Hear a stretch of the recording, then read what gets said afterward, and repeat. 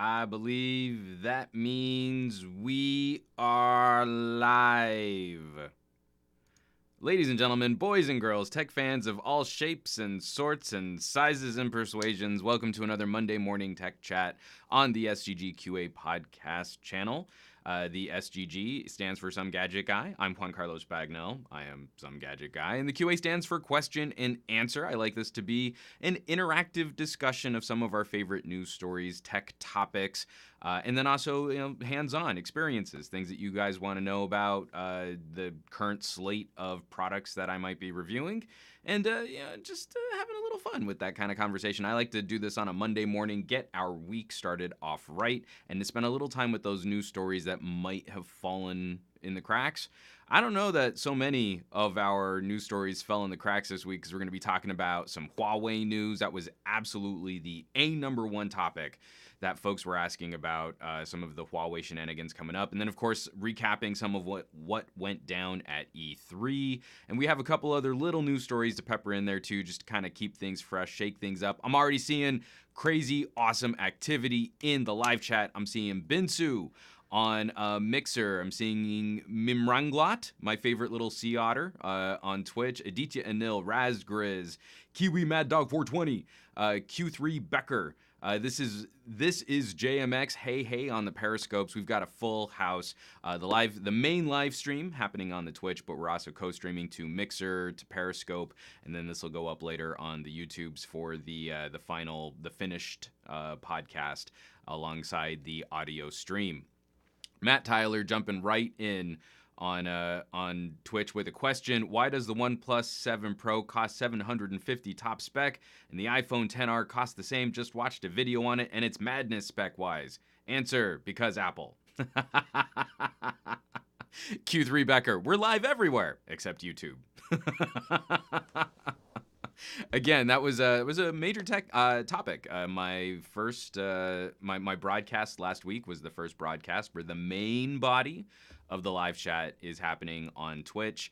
I am increasingly becoming a cranky YouTuber, and I feel like I can keep complaining or I can be the change I want to see in the world. And so even though the podcast was pulling some great numbers on YouTube and there was a great sort of community support there, I want to find those opportunities where we can start diversifying. And that was a major topic for the Patreon at the beginning of the month. I sort of do a monthly recap on Patreon. And I have a long-term goal of trying to find a way to move completely off of YouTube for the main distribution for all of my hands-on videos, reviews, comparisons, tips and tricks, tutorials, and start maybe utilizing a service like archive.org. And so if that's something that you'd be interested in helping facilitate that kind of a transition, I'm having some conversations with the folks over on Patreon who are kind of becoming sort of like a shareholder community for my channel, which is actually really exciting. It's an amazing conversation where we can sort of strategize. And the folks over there are really fun to work this stuff out with and bounce ideas off of. And if you'd like to be a part of that, and also, again, I mean, we can sit and complain all we want. I don't like YouTube's strategy for this. I don't like channels getting demonetized for that. But then it doesn't matter if we just keep using YouTube for everything. So if we need to start sharing the wealth and spreading things out, then we need to take those steps ourselves as content creators. So let's see, Q3 Becker. Gary the Fireman, what's up, geeks? From Junkie, Huawei phones have dropped in price in the EU after the Google ban. Do you think it's a good gamble to buy a Huawei phone right now in hopes that the ban will be lifted? Save that question, Junkie. Hit me just sort of, hey, remember my Huawei question when I get to the Huawei block. I have a couple housekeeping bits first, and then a couple news stories that I want to cover before that, because I want to spend a little time talking Huawei and some of my personal angst over how this situation is unfolding. Chatty Boy 3 is following on the Mixer, dropping some lightning bolts. What's up, Chatty Boy 3 on Mixer? And Junkie, yes, excellent. Definitely hit me back with that question when we get there. And Ronio266, hello. Hello to you too. Okay, so we're already getting some awesome chat. Let's knock out some housekeeping real quick. I just have well, first of all, hold on, let me take a breath. This last weekend was Father's Day. Um, I used to be really anti corporate holidays. Oh, Valentine's Day, you should just tell your significant others you love them every day. Uh, I think it's fair to call me a raging hypocrite now that I have a daughter that I very much look forward to Father's Day. I will wear my shame because there are a few things in life, for a few things in my life, sort of more touching and heartwarming than seeing this cherubic little toddler face, sort of toddle over to me and hand me a card, and it works on me. I wish I were, like cooler and hipper and more above it, but it totally worked on me. But this Father's Day was especially meaningful. My grandfather recently passed away, and he had been. It was about 8 years ago. He suffered a pretty debilitating stroke, and it was just a testament to a man that I grew up with and what an amazing force of character and strength that he was, that he lived for 8 years after this stroke and still a part of our family, and still we would go down to visit him. He also lives in Southern California, and just an amazing man of fortitude. But he finally let go, and it was just a really touching collection of family to bring together on a Father's Day weekend to say goodbye to my grandfather. We had his memorial service and his eulogy and a mass for him this weekend, and it also meant that I got to spend time with a larger family. My aunts and uncles that were very sort of active in my childhood, my mom and my dad, my brothers and sisters, and getting to say goodbye with my daughter. She didn't know him very well. She was only 3, but she knew her great grandfather. She got to know him. So, for whatever we might feel about the commercialization of these types of days, and I feel like this community is a safe space for me to sort of express this, where just because you're going to walk down a Target aisle and see cards and gifts and gift guides and what you should buy dad for Father's Day, and then they're like advertising you ridiculous things that you would never buy your dad. These days have taken on a new meaning for me, where it's just a little reminder. It's like putting a note or a calendar entry in your phone. Just like, hey, pick up the phone. Call someone you care about. I mean, it doesn't have to be dad on Father's Day if that's not the kind of relationship you have. I'm not trying to say you should have the family I have, or those cultural expectations should put that kind of pressure on you. But it's another one of those days. Eat some good food. I ate way too much good food because that's what my family's built on, is breaking bread. Happy times, break bread. Sad times, break bread. A mix, somewhere in between, break bread. But pick up the phone, fire up a video call, record a video message, send it out. Seek out those people that you care about, and hopefully the people who care about you. And that's what these days have largely come to mean. For a Mother's Day, it's not like I'm so excited about giving my wife a present. It's just that one extra little reminder to stop, to take a second to remember what it is that's really valuable, and to break bread, to eat some good food. So again, and thank you all of those for in the live chat and now, and some of the messages that I've received from some of the few friends that I sort of talk about my personal life with. But I just felt like this was the right culmination of everything to sort of share that with y'all. I cared about my grandfather. I loved my grandfather very much, and I'm now getting to a point in my life where, man, these moments are fleeting and precious, and we should do everything we can to hold on to them. So I hope that you all were able to, those of you celebrating a Father's Day, maybe you have a dog. I was a Father's Day dog celebrator for a long time. Your family, what's important to you, who's important to you. I hope you had some time to express that over this last weekend. So, moving right along. Again, it was a wonderful and beautiful and tear-jerking and emotional weekend. But we've got some tech stuff to talk about, and I want to knock out just a couple articles that went up, articles and videos that went up on SomeGadgetGuy.com, because there will be things that they will be some of the things we're talking about in the second half of the podcast when we're talking about phones. This weekend, with so much family in town, I sort of played tech support and product recommendation engine. Like, what are you going to buy on Amazon? Ask Juan. He's got an office that looks like a Best Buy exploded in it. And I did a full breakdown on Bluetooth headphones for my siblings. I think I sold probably 3 Pixel 3As and a OnePlus 7 Pro over this weekend talking to family and friends. And so that's sort of the theme that went up with articles last week. I'm going to go into screen share here for just a quick second. The tops article that I posted from SomeGadgetGuy.com wasn't a video. It was an editorial I wrote. The Pixel 3a doesn't just cover the basics. Your tech elitism costs you cash. I kind of broke down my experiences recently from, say, around 2016 playing with premium mid-ranger hardware, stuff into $300 to $400 territory, and how I kind of feel like some of the commentary coming into the Pixel 3a is unintentionally a little toxic. And there's a new phrase that I'm adding to my list of terribly useless tech commentary. The A1. And I will viscerally make fun of anyone who is still legitimately using this as some kind of informed tech commentary, is the phrase, "Oh, it feels really nice in the hand." As if any phone manufacturer these days is trying to make a phone that hurts your hand when you use it, right? Like, oh, the new OnePlus 7 Pro, it feels really nice in the hand, as opposed to the OnePlus 6, which was made out of rusty rebar and razor blades. Apparently, when I use this phone, it no longer slices my palm open. We can retire that. Yeah? Anyone?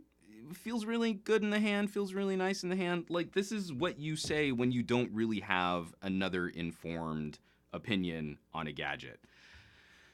Just below that is now the phrase, cover the basics. Cover the basics to me feels like a dog whistle of, it's okay if you didn't buy this phone and you bought a more expensive phone. This phone is just for poor people. And this is something I'm hearing a lot on the Pixel 3a. Internationally, I think there are some very fair criticisms of how that phone is priced for international markets. I cannot, in every review, break down the costs on the Pixel 3a for everyone else. But here in the United States, we're starved for really good options in that $300 to $400 territory. We've got a new Nokia that looks to be very, very interesting. We've got an Xperia, and like a Moto. You can always count on a Moto G. The Pixel 3a is helping to shake up a commentary right at $400 and often found for less if you can get it for deals and stuff. And so now I'm seeing these articles and these reviews where sort of a tech elitism is pointing to the Pixel 3a with, it covers the basics. It's for covering the basics. And this phone is so much more stupid powerful than what you need to cover the basics. So that's the whole crux of, I'm not going to read. I'm basically regurgitating so much of what's in that article, and we'll cover some more of that later on in the second half of this podcast. But that was a major article for my website. I'm not doing as much writing. I should maybe get back into editorializing more in text. Not making everything a crazy 20-minute long video. Instead, I can kind of spread the wealth. The other top two articles on Some Gadget Guy, I finally finished up my review of the One More Stylish True Wireless.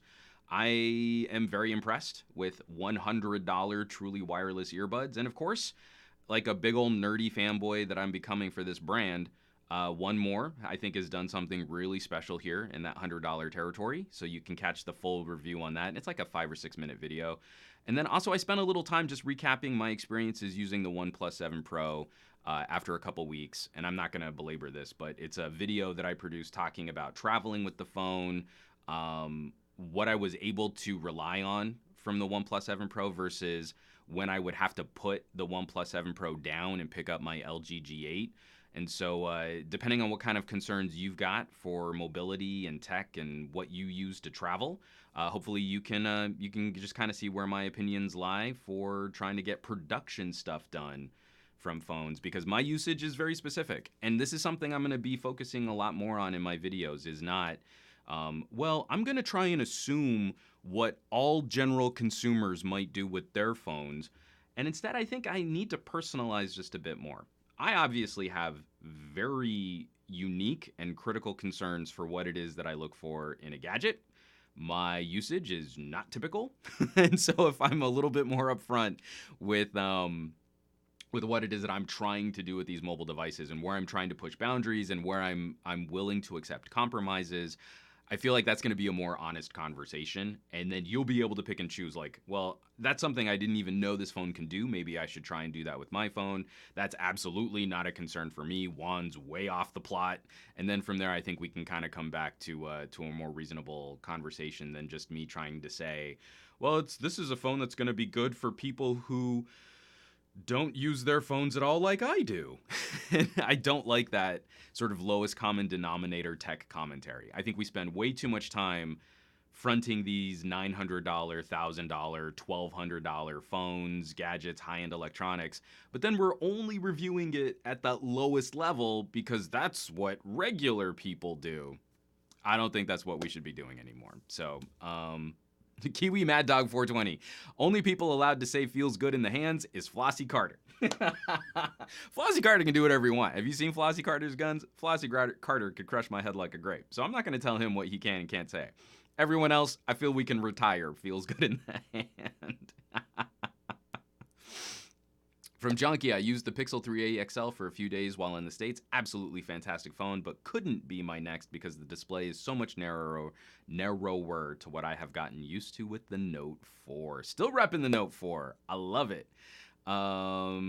Let's see. Talking about displays and aspect ratios. Razgriz replying to Junkie, 6-inch display and a 2:1 aspect ratio will feel like phones with a 5.5-inch 16:9 aspect ratio. And especially when you're watching multimedia content, these taller, narrower, skinnier phones are really good for letterbox. But if you have something that's normally 16:9, then you lose a lot of your screen. So again, it's media and gaming and all of these other consumption activities trying to catch up. That's where we're at. Okay, that's housekeeping. All of those stories posted on SomeGadgetGuy.com. And I think we can get into just a little news here. This is maybe the fastest that I've gotten through housekeeping. So I'm going to take a quick sip of water from the tastiest, most delicious pickle-themed mug that a tech fan could purchase. And let's get into some news. Okay, I want to start off a little light. This is really light. A little story kind of blipped up end of No Pickle Juice, Kiwi Mad Dog 420. My brine drinking days, I think, ended when I was around 4. But when I was like 4 or 5, oh yeah, I'd finished the jar of pickles. Juice and all. Okay, this is from DP Review, Digital Photography Review. And just an interesting little sciencey article. Researchers develop new anti-face distortion method for wide-angle lenses. Now, a lot of companies are trying to fix distortion, but this one is kind of interesting. Ultra-wide-angle lenses are becoming increasingly popular on smartphones in both rear and front cameras. Especially the latter are frequently used for portraiture in the shape of selfie images of both single subjects and groups. Unfortunately, when capturing people pictures... I think there's supposed to be a comma there. Unfortunately, when capturing people, pictures with a wide-angle lens... Okay, this is written very confusingly, sorry. A problem becomes apparent. Faces that are located close to the edges of the frame are distorted, showing signs of unnatural stretching, squishing, or skewing, an effect that is known as anamorphosis. Mm-hmm. A group of researchers at Google and MIT led by Yisheng Shi has now found an efficient way of dealing with the issue. In the paper titled Distortion-Free Wide-Angle Portraits on Camera Phones, they describe an algorithm that is capable of correcting the effect, making for more natural selfies and wide-angle portraits. I'll have a link to all of their stories in the show notes after the show goes live, but they've got some examples, just showing some of the distortion that we kind of take for granted on selfie cameras and then what their algorithm is doing to correct for that. Lots of companies, like I said, lots of companies are trying to fix this. On, I believe it's on Samsung's rear wide-angle camera. They've got an option for distortion correction. I think OnePlus might have one too. I actually haven't dug too deep into the OnePlus 7 Pro camera settings. This week, I'm shooting all of my samples for the deep dive camera review. Now that I finally got the 9.5.7 update. But what's interesting about this paper is this algorithm is now creating sort of a frame around subjects and is only correcting specific parts of the frame. One of the issues with barrel distortion correction is that it actually creates other types of distortion in other areas of the frame. You can only squish and blur and stretch so far before you create problems somewhere else. So if you stretch from the corners of your frame and you try and correct for images there, that can lead to other problems elsewhere in the photo. So they're working with the software algorithm that will scan very specific parts of your frame and kind of pinch that in. Again, just very interesting scientific work being done. I feel like people have sort of a skewed idea of what they look like if they're taking a ton of selfies. Not to say that this is like, oh, body dysmorphia. But, you don't really look like what your selfie camera shows you. And for as good as these cameras are and the equivalent focal lengths, I mean, we're talking about ridiculously wide lenses to pair with these ultra super teeny tiny camera sensors. So there's a lot of manipulation that has to happen for your photos to look somewhat normal. I believe a normal focal length for a rear camera is somewhere around 5 millimeters. If you were to put a 5 millimeter lens on a full frame camera, that would probably be almost a fisheye lens, if not a full spherical circular lens. So some interesting research, and hopefully this type of software starts making its way into portrait modes and selfie cameras, because I think it's another reason why I just really don't like taking selfies from these rear cameras. I mean, from these front-facing cameras, and even from our rear cameras, you can see a little warping or stretching. Oh, Demir Frank is in the live chat for Twitch. Thank you for joining. I didn't think you would be setting up an account on Twitch just to join the live chat, because I mean, you've been kind of slow playing the rest of your social media strategy. Let's see. From Pakostin, I got an LG G7 a couple of weeks ago. It's awesome, though I wouldn't want to use gestures on it. The phone ring stand on the back improves the situation, but it still feels way too risky trying for the risky edge swipes. I'm not a fan of gestures at all if you have to pull from the bottom corner. From Razgriz 2520, sometimes sometimes that distortion is what people desire for their photos, but then again, it's not for selfie purposes. And again, it's one of those things, when you understand sort of a style or a technique, when you've kind of come up with your own feel for photography, playing fast and loose with the rules of photography is totally accepted. I just find that the selfie camera is a camera of convenience. It's great. You want to take a video call. It's okay that it's sort of a lower quality image capture. But now so many people are relying on selfie cameras for photo composition, for trying to preserve memories. I don't feel like that's a good way to capture memories, I mean, I'm totally the snob who just practices shooting blind off of rear cameras. I'm still trying to get my hands on an Asus Zenfone 6 because when I shoot a selfie, I want to shoot from the best possible camera that I have access to, and that's always going to be the camera on the back of the phone, not the camera on the front of a phone. And so these types of improvements, and especially coming from software, we can see Google playing with software on a phone camera can lead to some really exciting stuff. Will hopefully just improve the situation for everybody. I kind of feel like people have forgotten things like putting together, photo albums. There are so many photos that I've printed out from phone cameras, like actually made prints, and some of them large format. Like I got a burst shot of Lex playing in these sprinkler fountains at an open air mall. She's wearing her Easter dress, and she just looks like this little water nymph. And you're like, I blew that up. That's an 11x17 canvas print. That looks awesome in our dining room. That came from a phone. Like we can do this. These cameras are good enough to do that now. And Demir Frank, I loved the Zenfone 6 camera. I mean, I didn't get a chance to go hands-on. Asus hasn't sent me one, but I did play with it at Computex Asus had like a little, here are all the non-motherboard related things that we're doing booth set up on the show floor. So I played with it, and it's fun. I love that little motorized action. It makes me nervous having motorized parts on a phone, but that's exactly the kind of solution I'd rather see. Get rid of the selfie camera and find some other way of allowing us to compose a shot using the rear or higher quality camera. If that's a dual screen phone, so there's a screen on the front and a screen on the back, kind of Huawei solution with the Mate X, where there's only one camera, but the screen wraps all the way around to the back, so you can use that too, then sign me up. But I think we've exhausted the potential of tiny, crappy sensor for taking photos of ourselves. From Junkie, one, how familiar are you with these faux 32 and 48 megapixel cameras present on latest budget phones, such as the Galaxy A70? Would be an interesting subject for a deep dive camera review.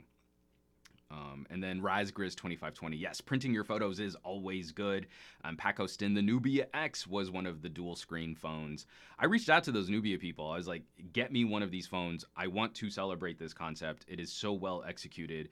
And they pulled the, well, you're in the United States, and this phone won't be shipping to the United States, so we can't, in good conscience, let you review this phone.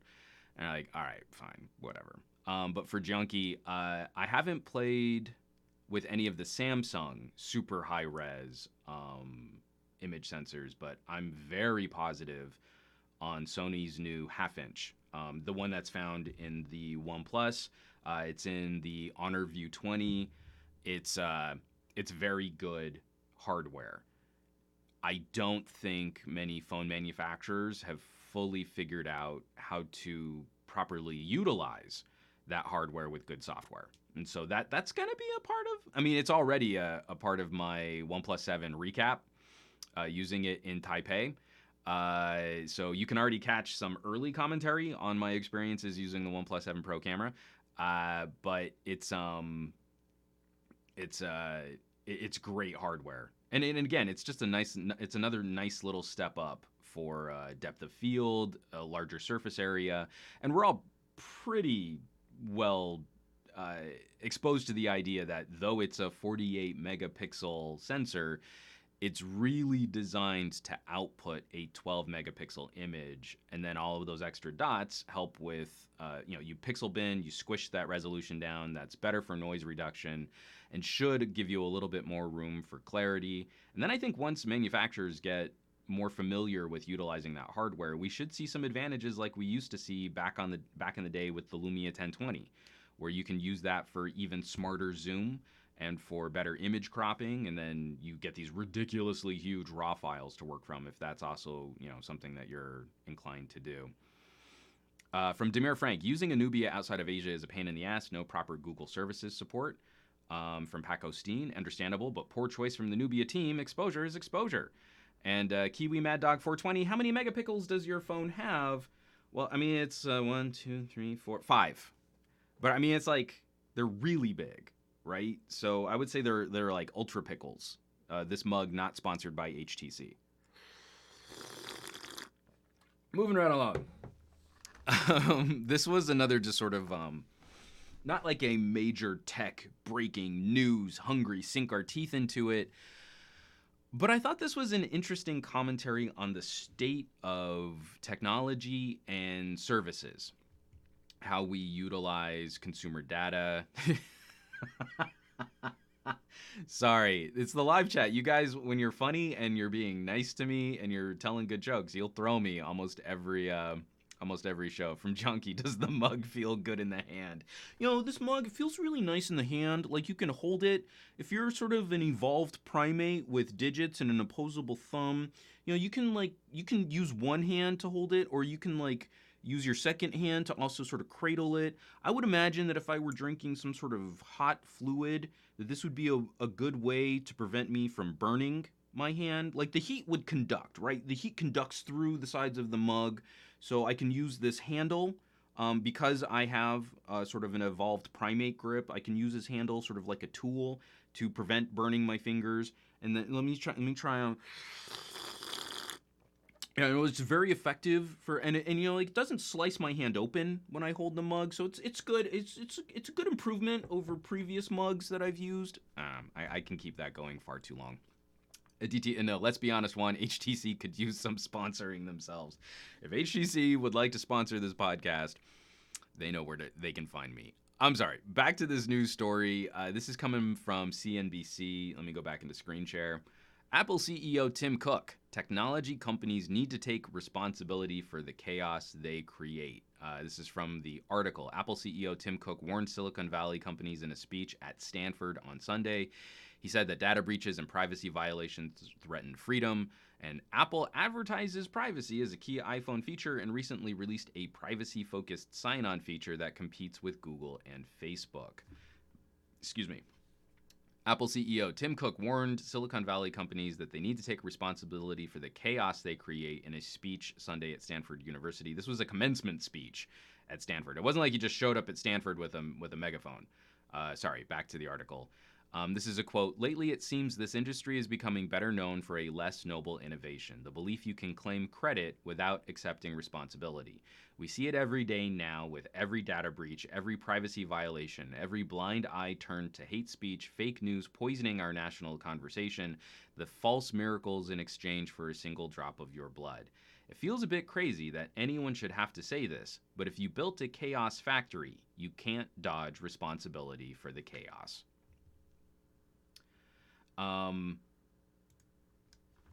So here's the thing. I actually really appreciate Tim Cook. I mean, this is a major selling point for Apple. So every time he goes out there and he has one of these moments during WWDC, during a Stanford commencement speech, in numerous interviews that he's been giving recently, obviously this is a pitch for why people should buy Apple products, right? I mean, I think we can all appreciate the commerce of this right up front. But the thing is, he's not off the pulse. And so if companies want to make a selling point for their services out of better data security, out of better privacy options, out of more user control, then this is the right time to make that play. And I'm going to be happy for more companies joining that discussion.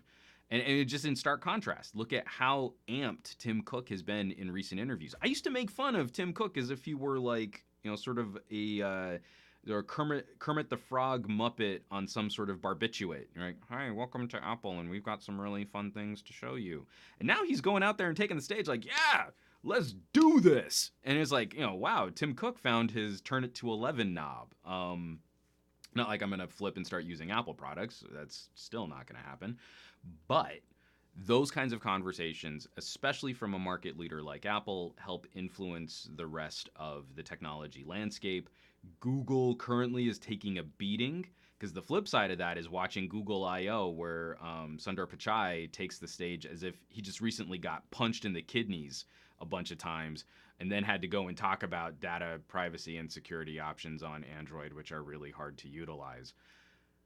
Now, Kiwi Mad Dog and Razgriz 2520 totally in the live chat totally beat me to the punch, because for all of Apple's posturing about our operating system is so secure, our products are so privacy focused, and again, the good things, like they've never flipped for law enforcement in purposely building a backdoor into their products. I mean, there was another news story I was going to talk about. I'm not going to spend a lot of time on, but apparently one of these data security firms that specializes in cracking iPhones has found another exploit in iOS 12, which apparently makes it very easy to unlock a device when you have physical access to it. Okay, but that's the cat and mouse game we're always going to play with security and encryption. You should never purposely break your encryption just to service the needs of one very specific law enforcement case. Or at least that's my opinion. So for Apple to front and to posture and to say, hey, you know, we're so good at this, I'd like them to take some stronger or some harsher actions against some of the services and some of the partners that they do business with, because you can make the most securest operating system around, but then you still have to use that on the web, and you're still populating that device with apps in the App Store that are very quickly going to lead to security being compromised from the ideals, the lofty ideals that Apple is putting out there. Try and change the search engine option on Siri. Siri used to be stapled to Bing. And we all used to make jokes about that. Oh, Bing is so terrible. I'm actually using Bing on Firefox right now just as sort of a shake-up. I switch back and forth now between Bing and DuckDuckGo. Right now I'm just trying to get some more Amazon gift cards, so Bing will bribe you to use it, and I'm fine with that. I don't need to go down that. Anyway, but if you can't untether your search behavior from Google on an iPhone, or at least your voice search. I believe you can just in sort of general search, you can switch it to something else. But Siri, no, Siri's locked into Google. And Google pays Apple a tremendous amount of money to make sure that you can't do that. So your behavior is automatically being checked and archived on Google servers. Even if you don't have a Google account. Let's say you really wanted to untether yourself from companies or corporations that tracked all of your behavior. They still have a tremendous dossier of your interactions with your iPhone, even if you don't have accounts with them. So some of these moves, like having a special sign-on or a special login, I think that's awesome. Apple will make a dummy email address for you, and then also link it to the service that you're trying to log in with, so you can track what they're trying to do with your personal information. Those are awesome steps in the right direction, and definitely things that I wish I had on other platforms. I wish I had that as a Microsoft sign-in option. I wish I had that as a Google sign-in option. But then you actually pick up the product and you're like, this is still tied to Google. People are still using it with Facebook. I'm still all over Twitter, Reddit. Those types of social services are going to be that portal through your iPhone directly into less data security. So that's again, every time I hear one of these speeches, I'm actually very positive on Tim Cook's approach to being the front man for Apple now. He's an operations guy. He's not a design guy. I don't feel like Apple products are the exciting bleeding edge of technology that they propose, that they purport themselves to be. That's not a word. That might be the right word. I don't know. But those conversations are great. Now I just wish Apple would actually take some more difficult steps towards living that actuality and saying, hey, we're gonna take Facebook and Instagram apart on the iPhone, and we're going to be the leaders in making sure that this is the interaction you think you're having with these types of products and services. That's something I'd really like to see Apple take the lead on more aggressively. I lost the link to it, so I'm gonna real quick jump out of this right here, because there's one other little story before we get to Huawei that I want to jump into, and the beautiful segue was there it is. All right. Perfect. The beautiful segue was talking about Facebook and Apple and, ways that you can sort of safeguard your own data and your own privacy and your own security and stuff. But, if you're using Facebook, you're pretty much screwed. Chatty Boy 3, Bing for better. I mean, again, I at this point, I'm not so precious on search. I haven't run into brick wall situations where with a couple strings or with a couple modifiers in my search that I can't get to the information that I really want through Bing. It's exceedingly rare where I feel like, maybe I should Google this. And DuckDuckGo, same thing. I mean, like, just sort of a generic 1 or 2 word query, not based on a bucket of personal data on a Google server. Yeah, your search results are not going to be as nice, but with a couple little strings, like we used to do way back in the day on like Yahoo and Alta Vista, a couple quotations here, a minus sign there, a site search there. It's a lot easier to get to what you want on one of these services than I think people think it is. Razgriz2520, Apple, we prioritize our customers' privacy. Google, I'm about to end this man's career. So one of the reasons why the whole Facebook thing, and especially for what Tim Cook was saying during this commencement speech at Stanford, is so notable, is because this last week we also saw another sticky situation for Facebook.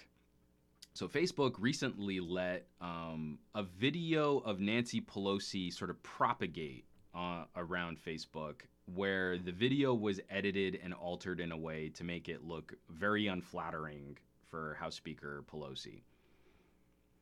So Facebook, didn't feel it was any burning or pressing need to try and take that video down. It's highly altered, and of course, it spread like crazy, especially through some more of the conservative areas of Facebook. Well, last week we talked about software that was being developed that makes deepfakes horrifically easy. Last week's show, you can go and check it out. I have links to those show notes, and actually check out the demos that they did, where they made it so easy to alter language, to remove language, or to add language, just like you're editing a text document.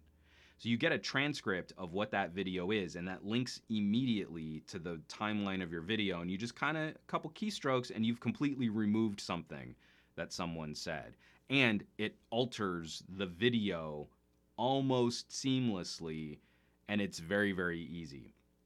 When you're looking at some of these deepfakes, obviously we're still in an uncanny valley area of the internet, where if you're paying critical attention, you can see, okay, well, that's maybe not quite real. But if you're just glancing through, something through your Facebook timeline, something pops up on Twitter, on a phone screen where you're looking at landscape video while you're holding the phone in portrait, you might not catch that was altered to the same to any degree. I said to the same degree, but yeah, it's crazy where we're at right now. So I'll be curious to see, will Facebook start trying to remove deepfake videos of Mark Zuckerberg? Because someone posted one on Instagram, and it makes it look like Mark Zuckerberg is talking about how he's going to wreck privacy and he's got access to all of your information, and it's totally fake, and it's just pulled from a CBSN video. And when you freeze on any one individual frame, it doesn't look right. Something looks wrong with his mouth. But when it's animated and when it's moving, this is completely artificial. He never said any of this. His voice is altered from transcripts and from pieces of his other speeches.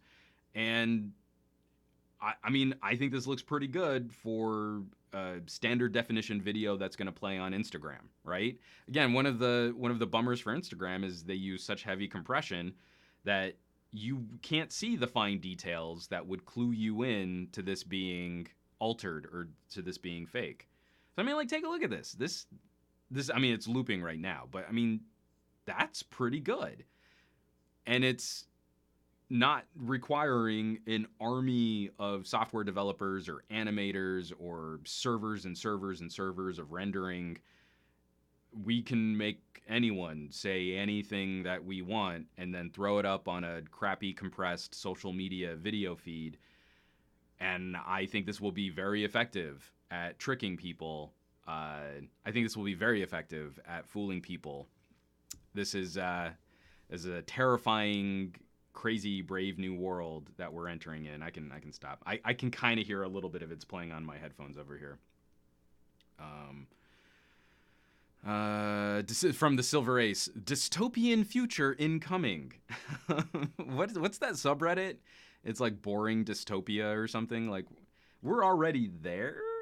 This is already kind of like, if you were to write about the year 2019 as we're living it today, in like the year 1990, we would all be like, what cyberpunk hellscape are you describing here? This is crazy. Even William Gibson wouldn't take a story this so far over the top. From Razgriz 2520, your scientists were so preoccupied with whether they could, they didn't stop to think if they should. I'm always down for a good Jurassic Park reference. Q3 Becker, it's just a prank, brah. So yeah, it hasn't been pulled yet. I think this was posted to Instagram last week. It's been actually on. It didn't really seem to catch notice or to hit that tipping point, where I think it's now over 100,000 views. Um, Sort of middle of the week last week, where it really kind of started to just catch a little Reddit traffic, and then it became a more popular story from there. But this is going to have huge ramifications just for how a social media company like Facebook writes rules around it. How do you vet this? Where do you lie on any topic of free speech versus manipulated content, or content that is solely designed to confuse or misinform the viewer, right? This is content designed specifically to create a false sense of what happened or a false sense of what someone said. So now you've got to come up with a whole new army of rules to deal with this type of content.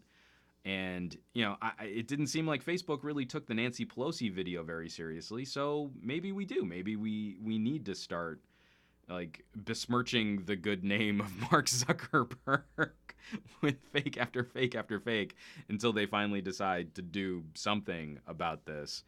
I don't know what you can do, though. This kind of technological advancement happens so much faster than our ability to create rules or sort of a social etiquette around this kind of stuff. But, the people who are already a little lesser educated on the goings on of the internet, who have a little bit poorer access to the internet, are the ones who are most likely going to be harmed by this, the ones that are going to be most susceptible to this kind of stuff. Aditya Anil, waiting for the day where these fakes actually make it into mainstream media. We need a counter AI to filter fakes from non-fakes, and then it's going to be an escalating arms race, right? I've got an AI that can detect this, you've got an AI that can better refine that, and then, it's a battle of bots and who can make the most effective bots. And this is why I think Facebook ultimately has a losing proposition on their hands. Because so much of their content restriction is built on human beings.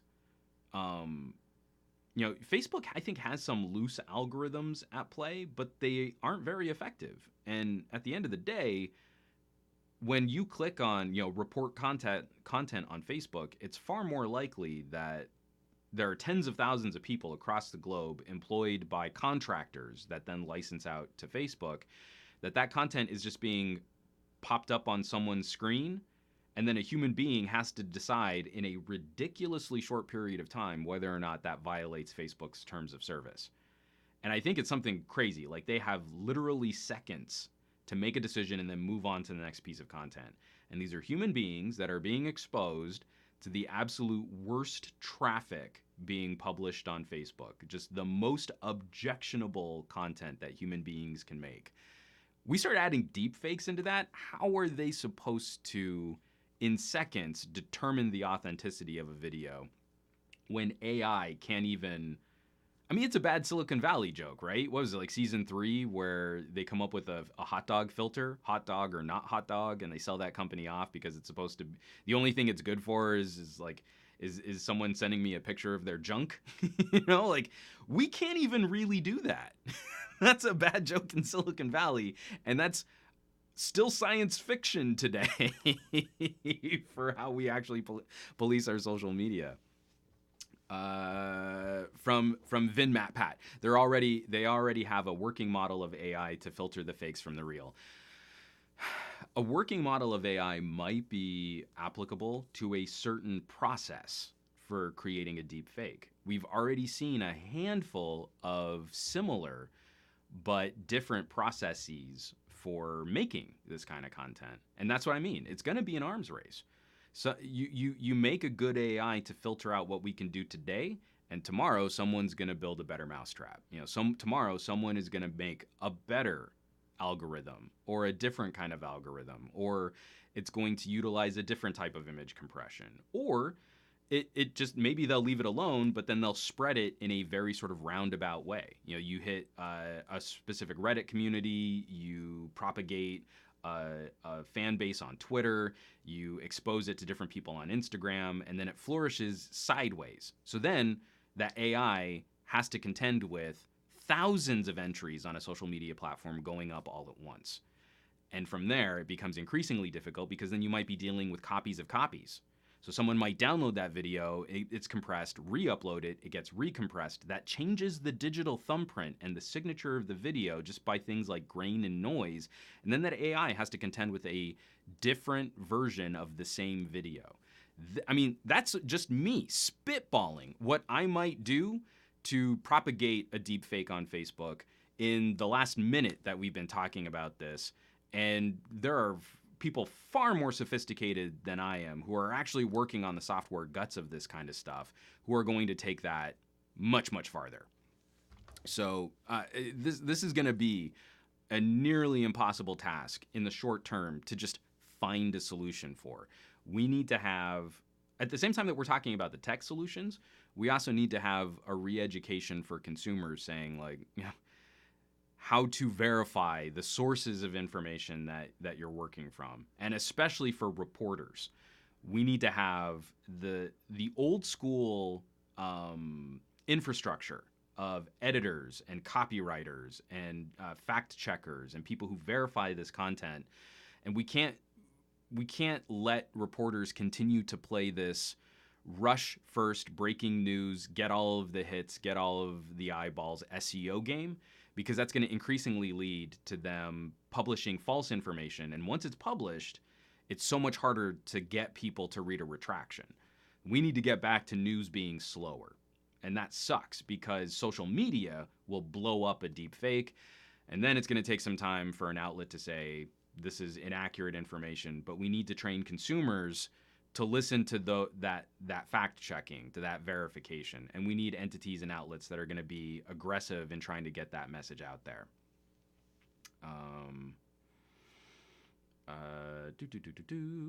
From VinMatPap, it sounds like the new AI they are using as a filter can spot the changes or degradation of quality in video. Do you think it's possible to hide those changes from AI? So AI isn't one thing. AI is a collection of software which learns through what content you feed it. So if you feed it a bunch of deep fakes made in a very specific way, it's going to learn very quickly how to spot that technique. You're then going to have to train it on every single technique that comes up. And every time that technique is refined, you've got to feed it examples of that to train it to find that technique. And so many people and so many companies are working on this, from legitimate scientific and collegiate laboratories to commercial applications. Like we've seen the audio manipulation that you can do in Adobe software. And again, you just type words and a recording of someone else is used as the template to feed in that voice. So we've got a never-ending supply of ways to fake content that we will need to train software algorithms to recognize. And so that's a constant. That's a constant battle that you face. So it's going to be from this point on, again, we've hit that zeitgeist, that tipping point. It's out in the public. It's rudimentary and it's really rough right now, which means it will evolve at a lightning pace, get much, much better, much, much faster. And our tools, our ability to detect this stuff will have to evolve at a similar pace. And I feel they will always be a step behind, because you come up with the new technique, you train the bot responsible for finding it. But while that bot is finding the current technique, people are already working on what's going to come after. From Rosted, regardless of the video, Facebook's track record of bad stuff happening in that network can't change unless they really change the trust. Unless they really change, the trust isn't there. People still go because they don't know any better.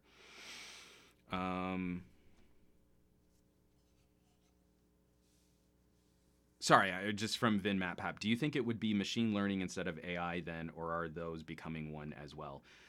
So this is also where we're kind of playing fast and loose with terms.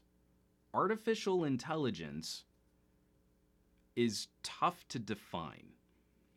What some companies call AI, other companies call an algorithm, and what some companies call an algorithm, other companies call machine learning. we are still a ways away from general purpose AI, sort of a computer brain that you can train like a person to do things. We're finding sort of specific application where you can dump this stuff into a computer brain and have it start learning how to do things. But that's not self aware, it's not conscious. And really, those terms right now in a consumer fashion have largely become interchangeable. Machine learning is software which is fed information and can then interact with very specific situations. Artificial intelligence is kind of the same thing.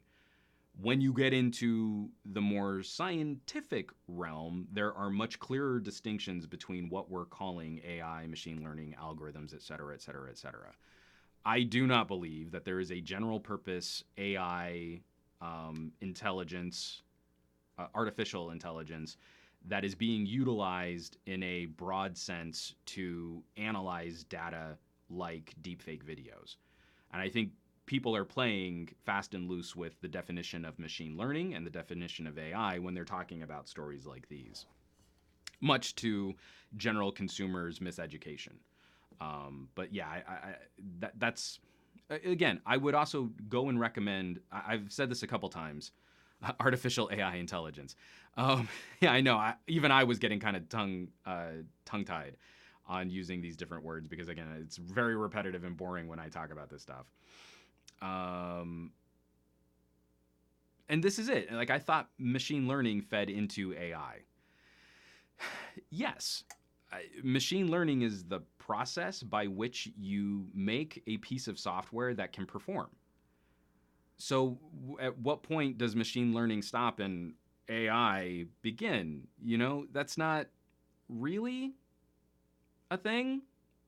I would highly recommend watching AlphaGo. You know, the documentary, I think it's on Netflix, where DeepMind, you know, Google engineer, well, not Google engineers, but DeepMind engineers, DeepMind owned by Google. They train a piece of software to play Go, and Go is a beautiful and complex game built on very, very simple rules, but with impossibly difficult outcomes to try and predict, even compared to a game like chess. So you watch them train this piece of software to play this game, and they start by feeding machine learning algorithms how to recognize the play of top tier Go players, and then they play some regional champions, and then they go after like the top seeded, the top ranked Go player in the world. DeepMind is an artificial intelligence program built to play games. DeepMind is a collection of machine learning algorithms that then all work together to arrive at output which is recognizable to a Go player. And that's, I think, the best way to kind of understand these relationships. You can make deep fake video identifier. So this, we'll call this AI Theodore the deep fake spotter. Theodore doesn't have a personality and he doesn't talk to you, but he's just a collection of different programs and different algorithms that learn over time to identify deep fakes. And then Theodore gives you a thumbs up or a thumbs down. This video's legit. This video is a deep fake. So if Theodore encounters a completely foreign or different process for making a deep fake, he might arrive at an erroneous conclusion. He might say it's real until he's been fed numerous examples of this new process of making a deep fake. It's not magic. It's just that's what software really looks like when we're talking about AI. And AI isn't to a point where it can write itself. When machine learning algorithms can fix their own code, then I think we'll see sort of a science fiction tipping point, for all these authors that start talking about self-aware AI and things like that. That's where we're kind of moving towards. Q3 Becker. And now we add blockchain to all of this. Gary the fireman. When will Skynet become self-aware? Wasn't it supposed to happen in the 90s? Fat Produce joined the show. Everyone say hey to Andrew Wallace, my good buddy, Fat Produce. I just wish someone would deep fake my face on my thinner and younger body. And from Pac Ostin, the deepfake arms race is going full force. Aditya Anil. So machine learning is the input for the processing unit entity known as AI, kind of like input, processing unit, and then output. And I think right now, the only thing that's useful from a consumer perspective is to say AI is the product, the sum total of all of the pieces that go into and come out of all of these different software packages is usually built as one collective to do one thing. Again, AlphaGo plays Go. And then AlphaGo 2.0 plays Go in a different way than the first version of AlphaGo did.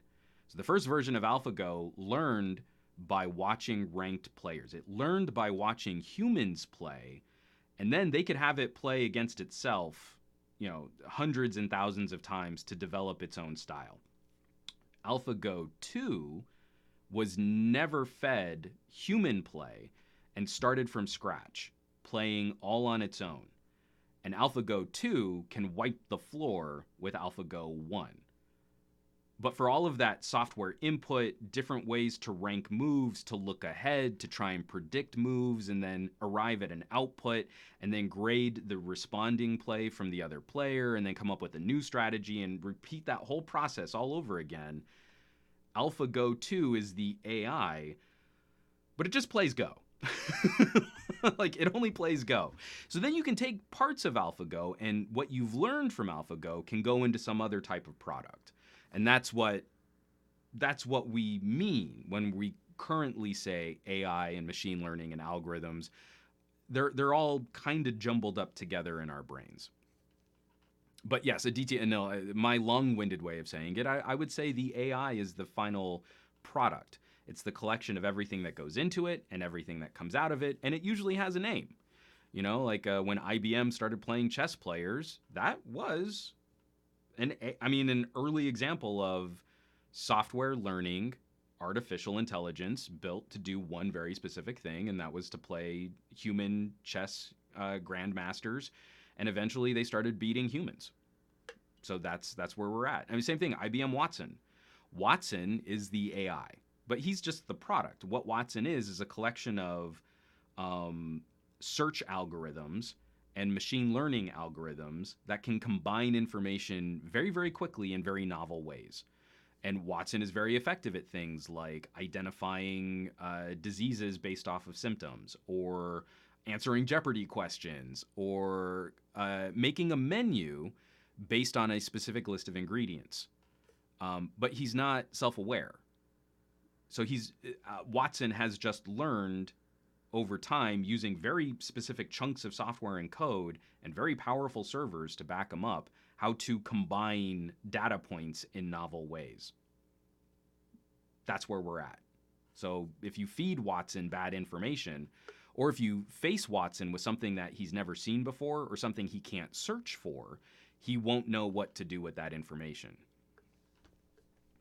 So, and this is all true. Oh, people are saying the audio is a bit quiet. I'm an hour into the broadcast, guys. I'm showing hot levels on my side. Should I try and turn this up a little bit more? Are you guys, I'll juice this a couple dB, see if I can get this a little louder.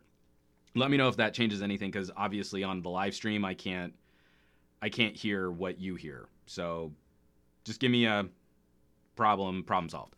Okay, before we get into our mid-break, I think this is probably one of the biggest evolving stories that we've been covering on the podcast the last couple weeks, especially before I went out to Taipei. Okay, so Demir says it's all good. We're all good audio, all good. Okay, good. Huawei. Who wants to talk about Huawei? Reuters actually had another story this, when did it come out? It came out yesterday, actually. So that was a happy Father's Day for Huawei. Let me go into screen share. Huawei says U.S. ban hurting more than expected to wipe 30 billion off of revenue. This is on Reuters. Shijia Zhang. I have totally butchered that name. China's Huawei Technologies Company Limited has taken a harder than expected hit from a U.S. ban. The company's founder and CEO, I can't pronounce that name, Zhengfei, said and slashed revenue expectations for the year. Ren's downbeat assessment that the ban will hit revenue by 30 billion. The first time Huawei has quantified the impact of the U.S. action comes as a surprise after weeks of defiant comments from company executives who maintained Huawei was technologically self-sufficient. The United States has put Huawei on an export blacklist, citing national security issues, barring U.S. suppliers from selling to the world's largest telecommunications equipment maker and number 2 maker of smartphones without special approvals. The article goes on to talk about who's had to stop doing business. Alphabet's Google, British chip designer ARM. We know that the Wi-Fi Alliance, the Bluetooth Consortium, the SD card Alliance have all pulled out of working with Huawei, and that because of Google stepping out, that Huawei will be working on their own side operating system. They've already been working on their own custom code to run on their phones, but they're probably still months away from that being a practical consumer-facing solution or something that can be installed on current phones for those who are concerned about future support. Google has come out to say that they will continue supporting devices that are already out in the ecosystem. And then I don't know so much that it's directly tied to this trade embargo, this blacklisting. But we also recently got news that the Huawei Mate X, the foldable phone from Huawei, the design that I thought was probably better for a solution that I don't think is a very good solution for a phone, folding the screen, better than the Galaxy Fold. But the Mate X is also going to be pushed back. They're citing some build concerns, making sure that the product will be robust enough for consumers to use. But it's going to be sitting out too. And that comes at the same time as we have zero credible information on when Samsung might finally release the Galaxy Fold.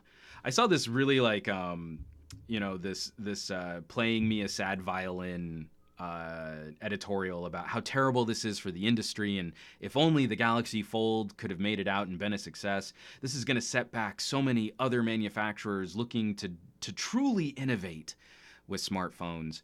And I just see zero evidence that folding screens will really fundamentally change how we use our devices. I mean, like, having a mediocre tablet which folds into a fragile and mediocre phone moves the needle zero for me on what I want to see for the future of products and data and services. Fat Produce, I got a security update for my P20 Pro, which I was happy to see. From Kiwi Mad Dog 420. That's a lot of simoleons. So again, very interesting that we finally have some numbers to quantify how bad of a hit that this is going to be.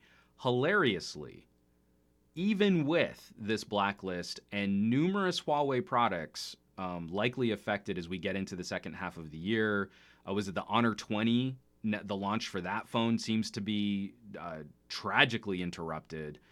For a number of markets around the world. It looks like we probably won't get it at all here in North America, which is a shame. From the Mate 10 on, Huawei has had some very serious issues getting their phones into the United States and for North America. But as we're seeing, this sort of unfold, I think Huawei might not even drop to number 3. Like, they might be able to ride out the year still in the number 2 spot when we look at numbers of gadgets sold and shipped. I think they'll be, like Apple will be nipping at their heels again. Samsung's going to remain the number 1, but I don't think it's going to alter the top 5 for 2019. I'll be really curious to see if they end up falling faster than that. But they have enough product out in the ecosystem. They got that 90-day, a 3-month stay of execution for the products that were already immediately in the pipeline. Because that would have been a huge problem for those manufacturing partners too. Like, all of the devices and gadgets that, all of the companies that work with Huawei would have taken a bad hit if that hadn't been, if the phones in the pipeline hadn't been shipped out. And I hope that Google and Huawei are going to be able to hold to some type of agreement for support. If even Google is out there saying we will continue to support products out there, I hope they live up to that. Not that I think Huawei has been super great with some of their regional restrictions on updates, but I think they have an obligation to the consumers that they've already done business with. The thing about this Reuters article that I keep wanting to come back to is, like ZTE, I do believe that there are market corrections necessary for where Huawei is in the tech industry. I think it's fair to criticize some of the ways that Huawei has done business in the past. I think Huawei has played loose with other manufacturers and other companies' intellectual property. I think that's a fair criticism of Huawei as a juggernaut company. And they were recently under that sting. It was a couple months back. We talked about the FBI investigation where Huawei executives sort of smuggled a new display technology out of CES, out of Las Vegas, which was not supposed to leave the United States, and then it was for a diamond layer processing for phones, for displays of any kind. But obviously, we think having a diamond crystal on our display would be awesome, right? Make the display more rugged, less scratch prone, less crackable. And so Huawei took meetings with this company that supposedly had this manufacturing technique. It wasn't supposed to leave the United States, but it came back, and it was pretty obvious that Huawei executives had shipped it off to China, and they had done like extensive testing on this. That's sort of an industrial espionage kind of situation that the FBI is still currently investigating, and some Huawei executives are under investigation for that. There are numerous mega corporate issues that need to unfold. But when it comes to Huawei as a security risk, I still don't think we've seen any compelling evidence to suggest that Huawei telecommunications equipment and Huawei consumer electronics pose any greater threat to security or to data or to privacy than solutions from other companies.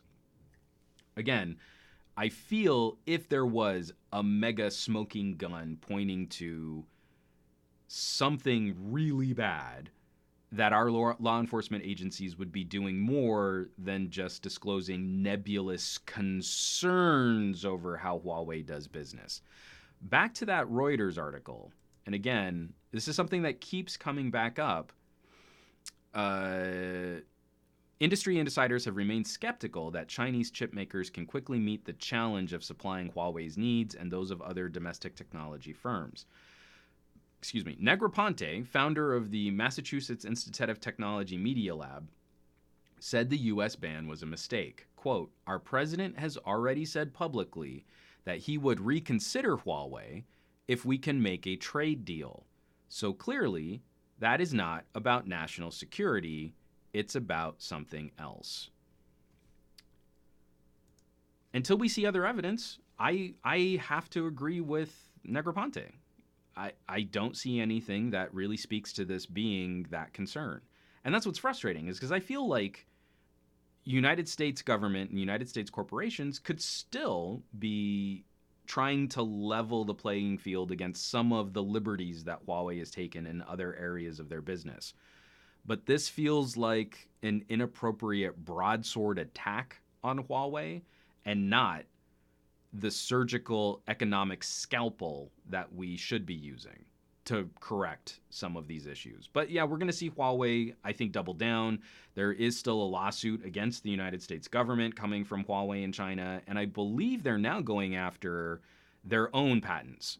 So I think they just sent Verizon a bill for some ridiculous sum of money for their telecommunications patents that they hadn't been collecting on. And I think there are something like over 100, maybe even over 200 patents in play. So this is far from over. Getting back, because I think Jonky, is this a good time to follow up on the question from earlier? Yes, it would be a good time to actually getting to talk about some of these other conversations. Let's see. Sorry, I'm going to scroll back through some of these real quick. From Fat Produce, I somehow doubt that Huawei has their OS ready for the folding optimizations that Android has. I could be wrong, though. I mean, Android still has issues with display awareness and resolution, so I doubt that Huawei's in-house OS would be any better refined. From Q3 Becker, Pi is now available on my Canadian LG G7. Still not on my unlocked G7. Boo hiss. Let's see. Get this back here. Kiwi Mad Dog 420. Pikachu face everywhere. Fat Produce. Trump just wants to secure additional funds for his wall from China. There's a terrible joke in there about walls and Trump and the Chinese, and I just don't have the stomach to make a joke like that. Binsu 1, Pokemon Sword and Shield.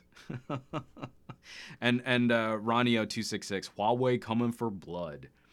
I'll be curious to see how Huawei plays out the remainder of this game, because I think if they come too aggressive, it's going to leave a bad taste in the mouth of distribution channels that they hit really hard, especially carriers here in the United States.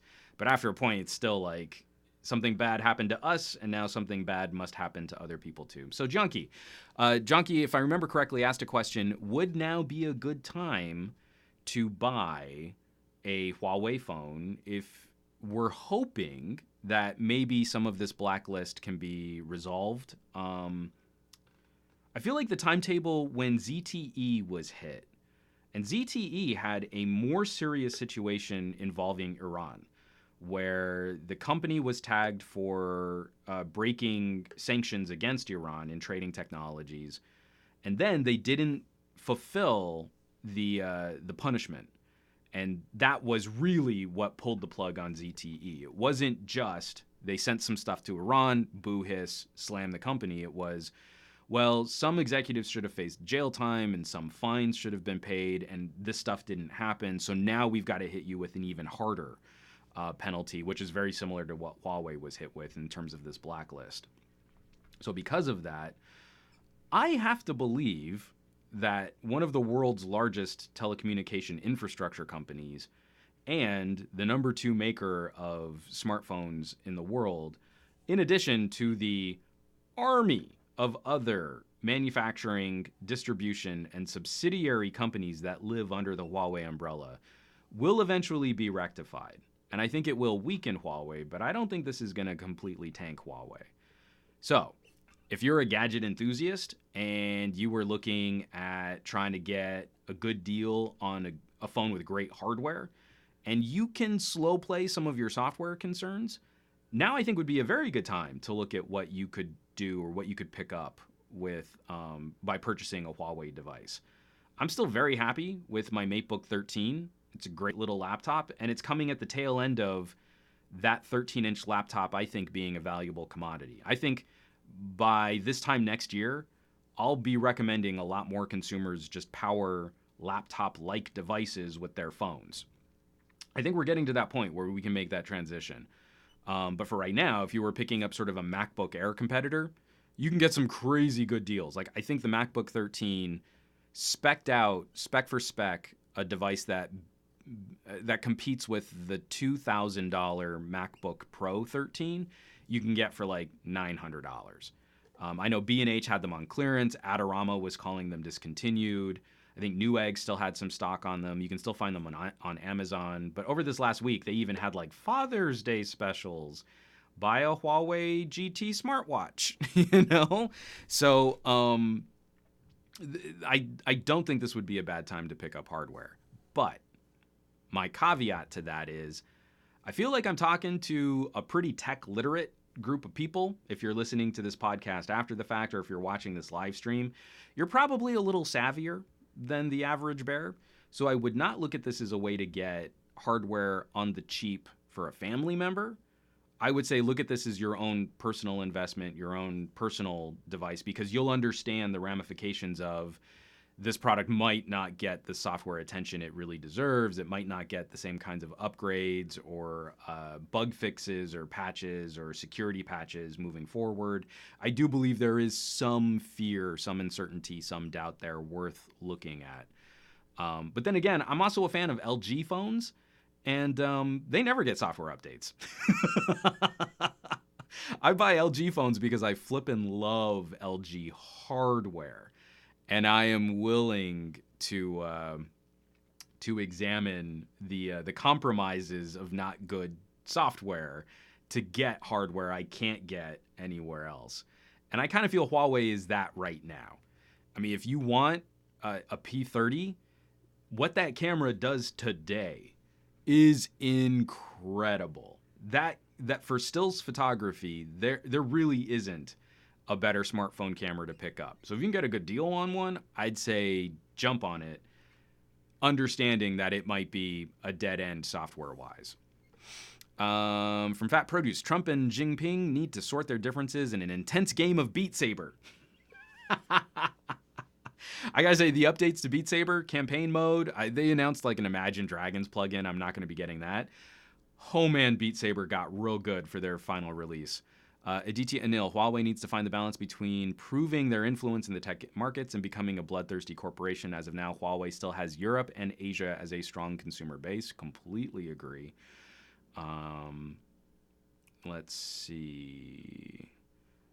Excuse me. I'm going to take another drink of water here while I read through some of these. There's some great comments and some good conversation here.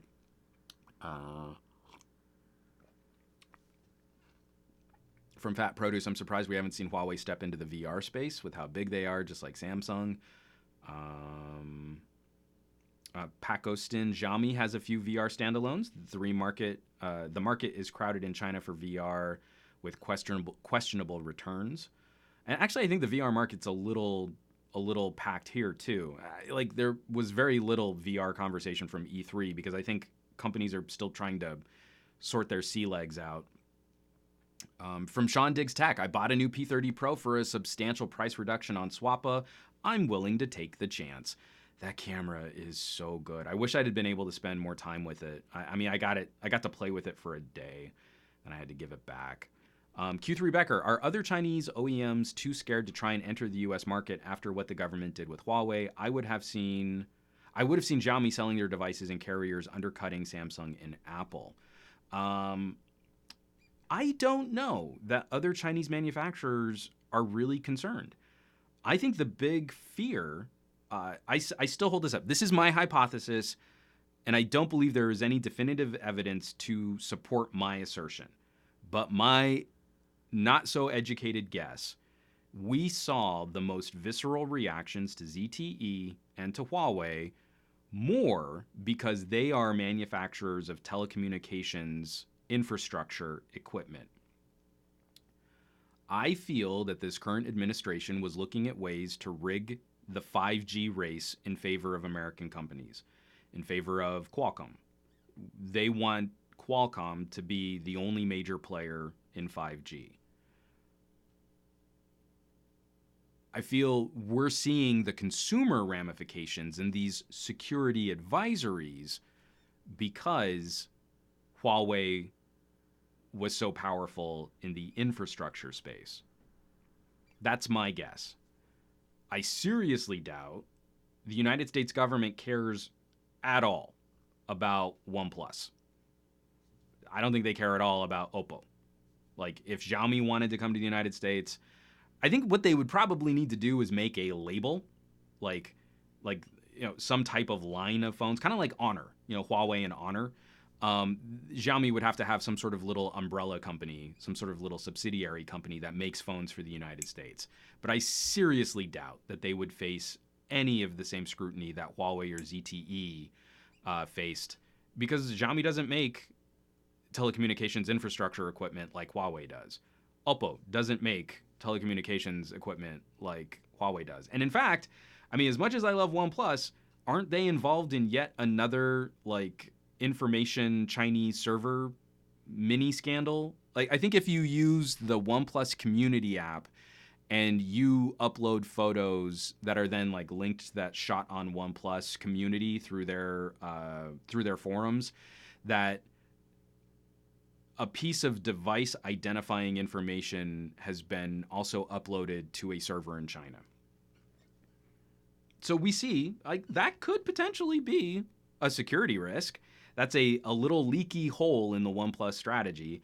I don't think it's a critical deal breaker. I don't think it really is a fundamental flaw in the OnePlus ecosystem or strategy.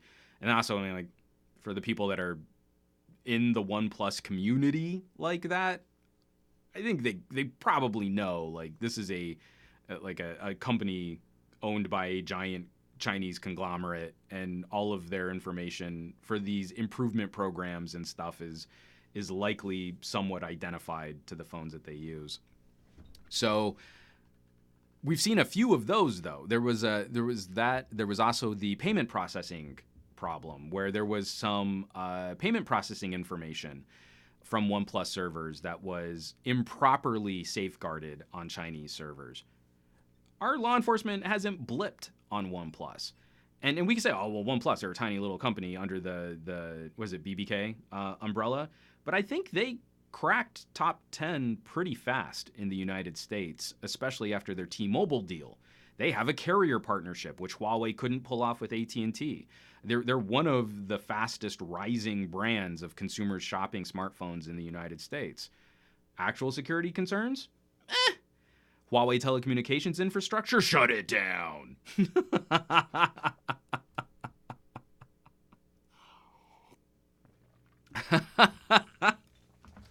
Kiwi Mad Dog 420. Trump's going to ban Xiaomi to rig the rice cooker market in Radio Shack's favor. I don't know. Do we think Trump's a hot pot guy? Like, what do we think? What pressure cooker would our president use?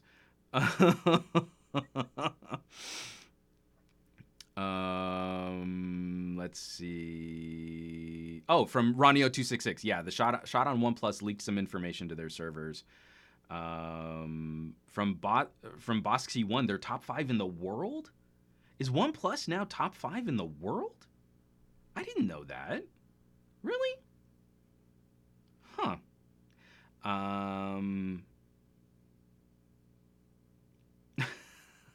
From Aditya Anil, replying to Kiwi Mad Dog 420, I gotta be honest, from my user experience, large capacity with multiple functions is a sure shot way to ensure the rice cooker monopoly. From the Sentinel 909, it's obnoxious. It's obnoxiously about the networking equipment. Yeah, I really do think it's less about. From Vin Matt Pap, Trump wants the U.S. to have the back door. I still love it. I think it's the funniest reply to that. There was a security tinfoil hat wearing guy that I follow. I can't remember his name now. Damn it. Yeah, they're probably coming after Huawei because of HiSilicon. So the NSA has a harder time tapping those Huawei phones than Qualcomm. They don't know the back doors for the Chinese phones. That's why you got to shut them down. You're like, okay, that's real scary. So I want to take a quick break before we get into a little E3 wrap up, and then just a little phone block conversation talking about Pixel 3a and OnePlus 7 Pro. I started this podcast off talking about moving this show over to Twitch for the live stream, for the main backbone of the live stream, and then also finding ways that content creators can diversify, can expand, can find other opportunities to publish content, find audience, build a community. And so one of the initiatives that I started a long time ago, but is still a slowly building community of people, is a little subreddit. reddit.com/r/glowing rectangles. I wanted to find ways that we could potentially help smaller content creators build audience, link share, promote their content, and hopefully it can become a repository for other larger communities to find content or find new producers in this space. The tech space gets super, super dull when there's only a couple top-heavy channels all kind of regurgitating the same talking points. And I've been having so much more fun listening to people come up, people who are fresh to the YouTube scene, people who are tackling products that might not be as search popular. Like, you can always count on an army of people making videos about Samsung. But I'm finding people that are reviewing budget phones, entry-level phones, different types of mid-rangers that we don't get here in the United States, more accessories. I like a good case roundup when someone is excited to talk about their experiences in finding a good case for their phone. Now, that's not something that we get very often when someone's channel is built on a ton of SEO. Like, I need this to be super popular for it to be worth my time to make this video. So I won't make a video about this less popular product, and I won't make a video about these accessories for a popular product. I'm only going to focus on $1,000 phones. So our glowing rectangles was built to try and help facilitate a little bit more exposure, a little bit more SEO, a little bit more self-promotion for people that are trying to build up. For YouTube specifically, it's getting harder and harder to break through, to get your numbers, to enable monetization. Unless you hit something immediately in the zeitgeist or you explode in a certain community, you get a ton of traffic off of one video. They've been moving the goalposts. The young producers coming up now face challenges that I never had to face when I was building my online persona. And that this can also be a resource to help celebrate the work of people who just deserve more attention. Like, unfortunately, we were talking about Patrick Norton. Patrick Norton deserves more eyeballs on any piece of content that he makes. Some of the more traditional YouTubers in the space aren't getting the recognition that they deserve. Someone was mentioning Flossie Carter earlier in the show. His numbers should all be way higher. He has been internally consistent and has been producing high-quality commentary on everything that he does, but he doesn't make dumb cinematic commercials for phones. You just see his hands talking about the gadgets that he uses. So we want to try and share this content. This could be one opportunity for you to engage with that. So these are the top stories from the last week on our glowing rectangles. Let me get back into screen share. One of the top rated on this channel, my co-host and partner in crime, Trisha Hirschberger. Spiritfarer hands-on gameplay E3 2019. What a lovely game. She was all over the show floor, kind of piggybacking some stuff for Newegg, but mostly covering content on her own channel. And for a channel that I think she has, somewhere around 150 or 200,000 subscribers, YouTube is not kind to people who now focus more on game streaming, especially after YouTube Gaming totally bit the dust. So if you want to see some great captured footage, she went with a capture card to stream and to look at new gameplay footage for E3. Her entire E3 lineup was very, very well produced. So that's the top link at our glowing rectangles in terms of popularity over the last week. My buddy Bored at Work, a regular feature on our glowing rectangles, and Abong got his hands on the new Xbox Elite 2 controller, and this is out of my league. I do not need this controller. But he's given you a hands-on, a breakdown on what's new on the probably the best way to control video games on the planet today. I really do like the Xbox controller layout. I use it on my PC for the games that are controller-based that I can't use keyboard and mouse. From Binsu 1, that controller looks amazing. Yeah, it looks real good. It looks like overkill for how I game. Like, you could give me that controller and I'll still be a terrible, terrible gamer. But if you want the nicest way to control video games, that looks awesome. There's some jerk talking about the Pixel 3a. You probably could ignore him. But then come on, give me the thing. From GadgetGuy, another channel, I've really enjoyed their content. A low-key, they shoot a lot of pretty B-roll, so I've been making fun of that. But a low-key, conversational, long-form video approach to reviewing gadgets. GadgetGuy, where are they at? They did break. Okay, so they're at 113,000 subscribers, but their numbers per video should be better. They make great content. They've got a review of the Vivo Y17, so you can catch that on that channel. And then I just want to throw one in, because every time he pops up, I love watching his content. Gary Explains. Gary has still not broken 100,000 subscribers. That is a travesty. Folks, we need to get Gary his YouTube silver play button. This is silly. Like, he should be doing better. But Gary went and built a Raspberry Pi supercomputer cluster. He's got a cluster of Raspberry Pis to do multinodal computing. It doesn't get geekier than that. He's awesome.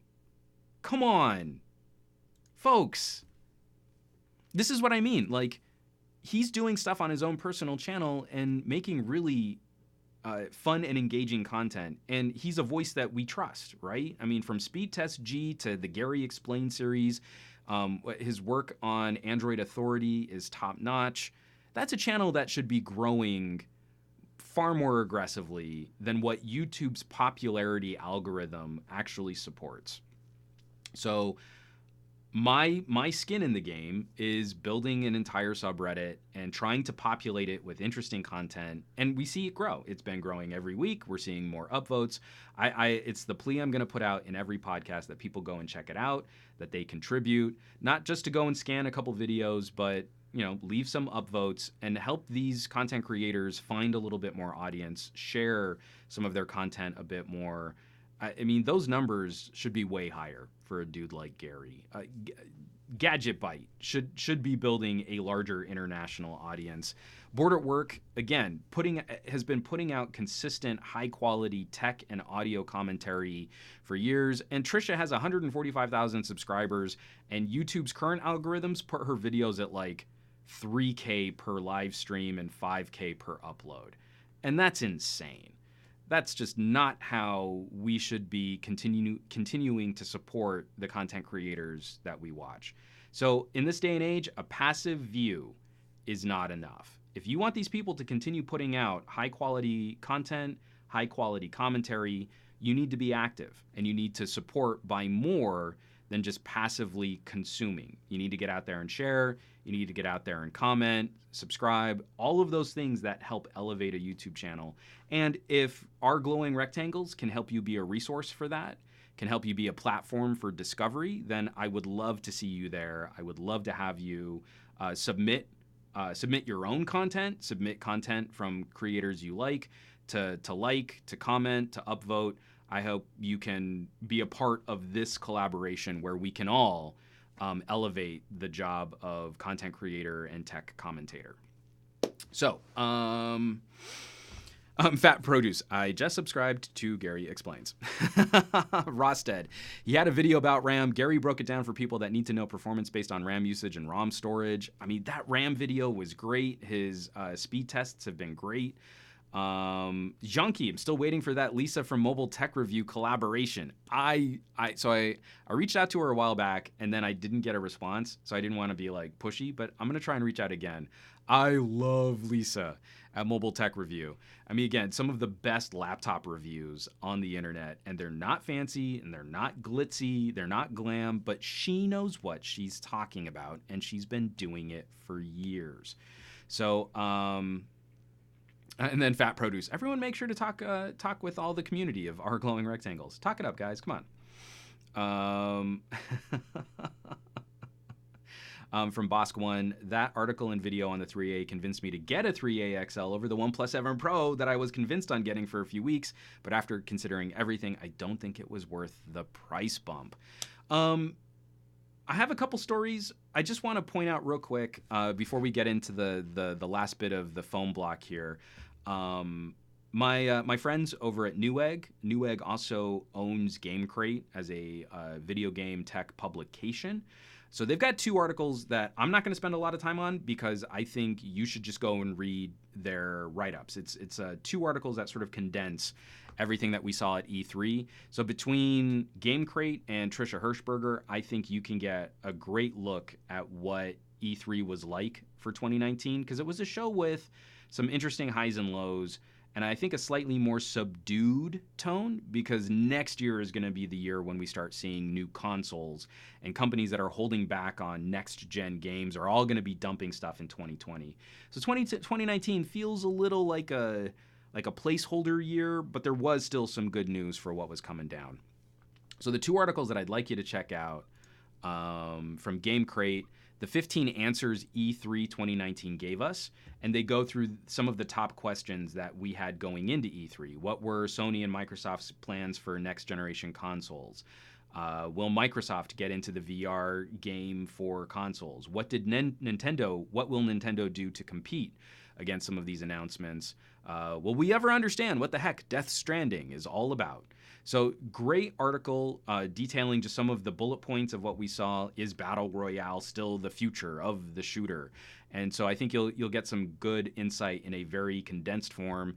But then the other article, who won E3 2019? And from all of the editors at Game Crate, just kind of putting in their votes for who had the most exciting announcement. Google Stadia. Are we going to see the Netflix of streaming games come from Google? Definitely some pros and cons to that as a solution. I wrote up just how much this stuff is going to impact your data connection if you have a metered data connection. I think if you stream 4K, you'll tap your data cap in 65 hours, which is not as much as you would think that would be if you're playing a lot of AAA video games. The Xbox briefing was a huge spectacle. A ton of games coming out from Microsoft. Bethesda had some stuff to announce. Was it Ubisoft, I think, also had some interesting announcements. There was the VR presser, and then Kind of Funny Games. Square Enix, especially if you're looking at some Marvel video game action, and of course Nintendo Direct from E3 at 2019. So they've got the comprehensive write-ups, and those links will be in the show notes after this podcast wraps up. So I'm going to take another drink of water here and just kind of look over some of these other comments that you guys have been leaving in the live chat. Great conversation, by the way. Thank you so much for joining me. This is only the second week that we've gone live to Twitch, and I'm so happy to see some familiar faces here. I was worried I might be a little lonely. Okay, so let's see. From Q3 Becker, I'm just concerned about long-term performance on the Pixel 3As. Aditya Anil was seriously surprised at the lack of competition in U.S. markets, and having lots of friends being unaware of the multitude of options available globally was disheartening. More competition is always a boon for us consumers. From Bosk1 replying to Steve, so am I, but at $479 or $399 as a starting price, it's worth taking the leap on a Pixel. From Rosted, good point. I just never keep them long enough to focus on that. I'm a cell phone junkie. I'm already wanting to switch out of my Galaxy S10 Plus. And from Aditya Anil, the biggest winner of E3 was the internet. # you're breathtaking. I think Keanu Reeves might have won E3. His reveal in Cyberpunk was incredible. And then just the outpouring of love for Mr. Reeves was heartwarming and was exciting and happy to watch, because he's an actor. I very much enjoy his work, and he's going through something of a renaissance again. His career is in a great spot right now. So this was the perfect internet zeitgeist of game we're hyped for, actor we're excited about, movies we've loved seeing him in recently, peanut butter jelly time, all good times. I think Microsoft's announcement was probably the best tech announcement for the future of gaming, but Keanu Reeves totally stole the show for E3. So, like I kicked off this podcast, I had a lot of family in town over this last weekend, and it was one of the most fun things. So I come from a family of scientists and engineers, and I very much enjoy listening to my brother, my sister, and my dad talk about work, because they're all in very similar industries, high-end science and research, photonics and engineering, and my dad's been working on multiple government contracts. And so I am learned just enough to kind of keep up with some of those discussions, but they'll get to a point where they're talking about some of their actual experiments, and they'll leave me behind. It was really satisfying being able to spend some time with my brother and my sister's husband, who were all sort of at the end of gadget life for the various phones and headphones and consumer-y things that they've been using. So I did a full round robin with my brother on headphones. He's currently rocking some KZ ES4, and he liked those so much but he also wants to do something wireless. So I was breaking out my aftershocks for bone conduction. I had a couple sets of true wireless. So this is what really, really cheap true wireless sounds like. Here are the One Mores. Here are the Creatives. You can play around with a couple different options, but you should also consider neckbands. So here's a One More neckband. Here's the OnePlus triple driver. Here's one of my favorite LG headsets. And like, it was so much fun. It was so much fun having that as an experience because one, I live this stuff, and it's gratifying when your opinions can be confirmed. So I'd say, like, listen to this. It's kind of a punchier sound. It's a lot more colorful. Listen to this. It's a lot more accurate and level and nuanced. And for him to say, oh, I see what you mean in this, and the bass got real rumbly, but I like that better for jazz. I'm like, okay, I'm not lying. I know what I'm talking about. But the big showdown, my brother has a busted Honor 5, and my sister and her husband, I thought that they had upgraded to Moto G6s. They are still on Moto G4s. And my sister's Moto G4 is just horrifically crash prone now. Like, she'd be in the middle of just pulling something up on Google Maps and the screen would wipe and it would reboot. She'd try and pull up a video on YouTube, screen would wipe and the phone would reboot. Like, this phone is not long for this earth. And so this whole weekend, I personally was spending time between a OnePlus 7 Pro and the Pixel 3a. And I finally got my hands, it's over here on the desk, on a OnePlus 7 Pro, the almond gold OnePlus 7 Pro. So I have my SIM card in the blue OnePlus. This is so tech masturbatory. I apologize for me holding up these nice, fancy, expensive phones like this, but it's part of the story, and we'll get to that. So I could just keep my SIM card in that phone, and my brother, my sister, and my brother-in-law could pass these phones back and forth. Again, like headphones, increasingly it's kind of getting difficult to just say, well, I saw this review on a gadget and they said it was good, so it's probably going to be good for me. And the whole weekend, my family got to test drive devices with no fear, no commitment, not buying it and then possibly needing to return it in a week. But coming from a G4 and an Honor 5, it kind of didn't matter. Like, whatever they were going to pick was going to be a humongous upgrade over what they were currently using. But my sister and my brother-in-law are very, very frugal. They use their phones in a very, what I feel is a very consumer honest type of way. Email, phone calls, text messaging, very limited social media. Like, I never see them on Facebook. I never see them on Twitter. They do Reddit quite a bit, but they've also been whittling back how much Redditing they do. So like, my sister was showing me, like, I was subscribed to like 15 different cat subreddits and I've narrowed it down to 3 that I want to keep. I mean, they are in a process of streamlining. So I showed them the OnePlus and everyone goes crazy for that screen. No one notices that it doesn't have a notch. Like, no one really cares about that, but it's just a gorgeous display. But, you know, I've got little hobbit hands and my sister is très petite. So picking this up and trying to use it and operate it one-handed, and how much of a reach, you know, UI and navigation controls, and she didn't really seem super excited about that. So the Pixel 3a is a little closer in size and shape to her Moto G4. And so I put the phone in the hand, and I did exactly what I said in that article, where I was excited because this was a mid-ranger phone, and this was more, the OnePlus is a bit more of a premium mid-range phone, but none of them are going to be as expensive as a top-end Samsung Galaxy. So that just sort of assuaged their fears. But I put the Pixel 3a in her hands, and then at dinner one night I said, just fire up the camera, take a couple shots. And she, of course, was blown away after a Moto G4 with what she could do on the Pixel 3a camera. And then I showed her just a few of the other little things, like, you know, squeezy to activate the Google Assistant. She thought that was kind of silly, but it was kind of cute. And then I showed her how, after you unlock the phone, how you can use the fingerprint sensor to drop the notification shade. And she flipped out. I did not realize that my sister had gone all in on Moto gestures. So things like, flipping the phone back and forth. She loved being able to fire up the camera that way. She hated having to go and look for an app or having to move the phone around in her hand to do things like basic navigation. So I think I sold my sister the Pixel 3a just on notification shade. Like that did it. That sealed the deal. Oh my gosh, that's so much more convenient. I love it.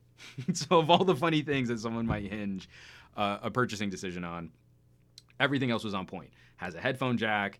I told her the battery life was pretty good. She got to see it in action. Like it held up for what she was using it for. Everything was on point. And then my brother-in-law played a video on the phone and was like, wow, these speakers are awesome. And it was around that time, after the first full day of them using it that night, where I was like, yeah. And so, I mean, you can shop it. I know there's a sale on the Pixel 3, but the Pixel 3a right now is like $400. And they both went, so I think they were expecting to spend around $500 to $600 for their next phone. I have never seen two grown adults giddier about buying a smartphone. And that was really refreshing, because I've talked to other friends, I've talked to other family members, and I think we're all a little tech exhausted. I think we're all a little beaten up by tech promises and gimmicks and super high price tags. And what these two people do on their phones, and they've been using a Moto G4 since launch. So what is that? That's almost 4 years of using a low-end entry-level to mid-range Motorola. This is going to feel like light years improvement over a little Moto with a Snapdragon 614 and 16 gigabytes of storage and 2 gigabytes of RAM, right? That's huge. And I'm not too concerned with their use. As long as Google can kind of keep up with about 2 years of software support, they've been promising 3-ish, then I don't have concerns for their use long term. They've stepped up from a Snapdragon 614 to something that's more powerful than a Snapdragon 821. That's way more processing power than they need. And they still get all of the benefits of wacky little AR stickers in the camera app, a dedicated night sight mode, which is still one of the best on the market outside of a Huawei, and much better capabilities without losing things like a headphone jack. She saw the Pixel 3 price, and I was like, it doesn't have a headphone jack, and that instantly took it out of consideration. Like, oh, well, I'm not going to get that phone then. So, from Fat Produce, what you're saying is your sister needs an Xperia XZ1 Compact. I mean, again, if it weren't a 2-year-old phone now, I think I'd be fronting that phone for a lot of people still, too, because I love that little Mighty Mouse. Hashtag SomeGadgetFamily from Aditya Anil. From Sean Diggs Tech, by the way, the OnePlus triple drivers are really good. I was pleasantly surprised. I've got a video review on the OnePlus triple drivers, too, and I think they were very reserved in their tuning. So those two, they went with the Pixel 3a. My brother's still a little undecided. His Honor 5 is still totally functional, but it's real smashed up. So I think he was looking at the Pixel 3a and he liked what that had to offer. But I think some of the multimedia stuff, he might lean towards a OnePlus 7. And he doesn't really care anything at all about camera stuff. In fact, because he works in sciences in DC, there are like security issues and whether or not he can even use his phone in certain areas or on certain jobs. Cameras become kind of a big deal, kind of a big no-no. So I was saying, like the OnePlus 7 Pro has a fine camera. It is a very good camera. But for him, it was like, I don't care. So the OnePlus 7 Pro might get the gig just because he's been doing more traveling. He's on airplanes. It's a little nicer for media. He's shopping Bluetooth earbuds. Like I said, like we did this whole round robin. He's probably going to go with some One Mores. So and not having a headphone jack isn't as much of a concern. So that was the holdout. So of the 3 people that got to play with my phones, 2, hands down, super excited. I think they've already ordered them. They're going Pixel 3As. My brother might wait a little while till the end of the year, and then I think he might end up going with a OnePlus. But it was just really exciting. My mom's on a OnePlus 6T. My dad is looking to get rid of his Galaxy S8 and go back to a Pixel. He liked the Pixel 2 better than his Galaxy S8. He got the Galaxy S8 as like an insurance. He lost his Pixel 2. Insurance kicked in, and then the only phone that they had to offer him that day was a Galaxy S8, so he just went with that. And I wish he had talked to me instead. But right now, it looks like almost all of my immediate family is off of the major manufacturers. The only Apple product in my mom's house right now is an iPad, which she likes to sort of, do a little, sort of like a little website browsing, and she uses it for her podcasts. But really, the only thing she does on it is play Plants vs. Zombies. She loves Plants vs. Zombies. So that's the major use for her iPad. But she's on a OnePlus 6, and now Google did something real special with that Pixel 3a. I posted on Twitter today. It's now the #1 unlocked phone, highest selling unlocked phone on Amazon. So if you go and check out Amazon, not even the place I would recommend buying it first, but yeah, if you buy a Pixel 3a, it's the #1 selling unlocked phone on Amazon, and that's pretty impressive considering I don't believe it still has a full international release schedule. So from @FatProduce, hashtag the Bagnell family recovering Apple users. I mean, a little bit. I mean, it's kind of funny, but this is the best part of my job. Like, I feel like they all got to play with exactly the things that they were curious about and were able to make informed purchasing decisions on their own experiences.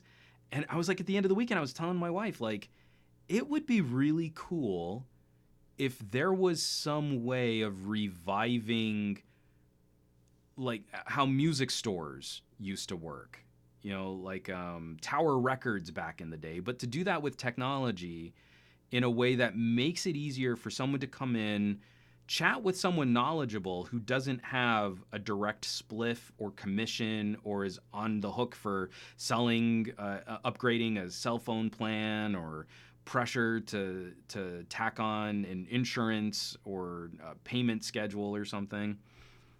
I'd like to make that store. I'd like to make that store where you come in, you hang out, our Wi-Fi, you can log in, got a coffee bar on the side. But if you want to talk about tech, we've got all the newest toys, and you can talk with someone who really knows the pros and cons to tailor fit a bespoke gadget for you. I would love to do that. There's just no way right now to make a service like that profitable enough to do it right. Like I want the Savile Row of tech purchasing, because this was so much fun. I don't get to do stuff like this very often, where I really run someone through what I felt were all of the pros and cons, and then I get to let them experience what they may or may not like on the side. Let's see. From Rosted, is the Honor even worth fixing? Because it's beyond just the screen. My brother is horrifically brutal on phones. He soaked 2 Motorola's because he's an avid cyclist. And so 2 phones completely unrecoverable from sweat-based water damage. He smashed a Moto E. I had this Honor just kind of sitting around, and it wasn't really something I was too concerned about it being a part of the museum of phones that I currently have in a bookshelf over here. But it's not just the screen. There is a part of the frame that's dented also. So any repair would be substantially more expensive than what that phone could possibly be worth. But it's functional right now, so he doesn't feel any pressure until like it finally dies, which will probably take a little while. From SD Sakuragi, if your phone really wants to streamline, there's always the Nokia banana phone.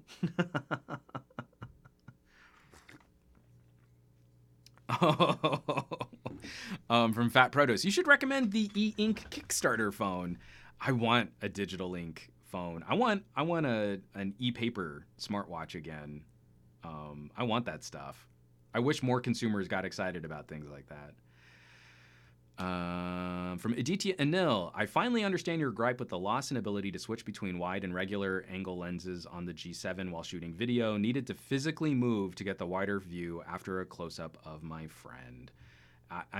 I know on the G8, if you shoot 1080p, you can switch back and forth. On a Galaxy S10, I think you can switch back and forth if you're not shooting at 60 frames per second.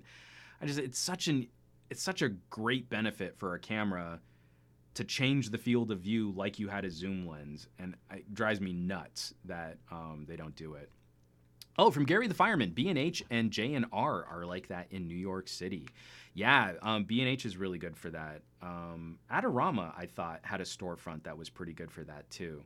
And obviously, they're built more on like production grade and consumer camera equipment, but they've been moving into consumer electronics in a really exciting way. I bought my last camera through B&H, and I will probably buy my next camera through B&H when it's finally time to get rid of this cracked sensor Samsung NX30 that I'm still using because cameras are expensive. From Vladimir, your brother needs a Moto Force. From SD Sakuragi right after, your brother needs a Cat S61. With an IP69 rating. Oh man. Actually, what I would love is if I could get my brother a modern day version of a Kyocera Brigadier, the one with the sapphire display and the extra chunky plastic body and the huge battery and the port covers for the headphone jack and the micro USB. I think my brother would probably do very well with that if it had at least a Snapdragon 660. I think that would be a good move for him. From Goran. From Goran Petrovic. Hey all, I just activated my Twitch. Juan, your experiment would be interesting as a YouTube video. Take a few different users, give them a phone for a while, and then they will judge it. I think something like that would be really refreshing. The time and effort factor is a little bit problematic. I think we take for granted how easy some people make tech commentary. I was thinking about trying to do a video with my mom. You know, she's moving from a Galaxy S5 and she moved over to a OnePlus 6T. That's a huge upgrade to even today to be using one of the most powerful phones from last year after riding a Galaxy S5 out for almost 5 years. My mom is very well spoken, and I think she's very entertaining to listen to, and she tells great stories about being a computer programmer in the 80s. But she's not phone savvy, right? She's been on a Galaxy S5 for 5 years. So the commentary and the discussion that you get from that doesn't always land where you think it would be, or becomes way less entertaining for someone who's a bit more tech savvy. You're like, oh, you're watching her catch up on things that have been evolving over the last 5 years, and you're like, well, yeah, we know about these new services, and you're not breaking any news. So you've got to present it in sort of a more playful way, but then you lose sort of the heart of what does it mean to play with a phone and live with a phone and share that experience. And it's tricky. It's really challenging to capture. And it's also increasingly more challenging to capture when you put a camera on someone. You know, sometimes they get nervous. Sometimes they lock up. Sometimes they go a little too far in trying to be entertaining or making jokes or playing around. So it's hard. It's difficult to try and capture that and to share that in a way that we would enjoy in sort of informed commentary.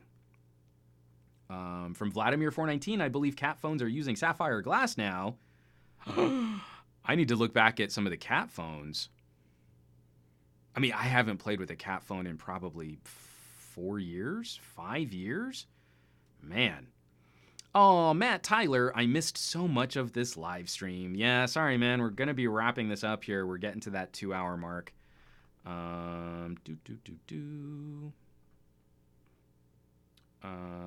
From SD Sakuragi, I forcibly upgraded my dad from a Xiaomi Mi 3 to a OnePlus 6. Now he won't stop sending everyone selfies.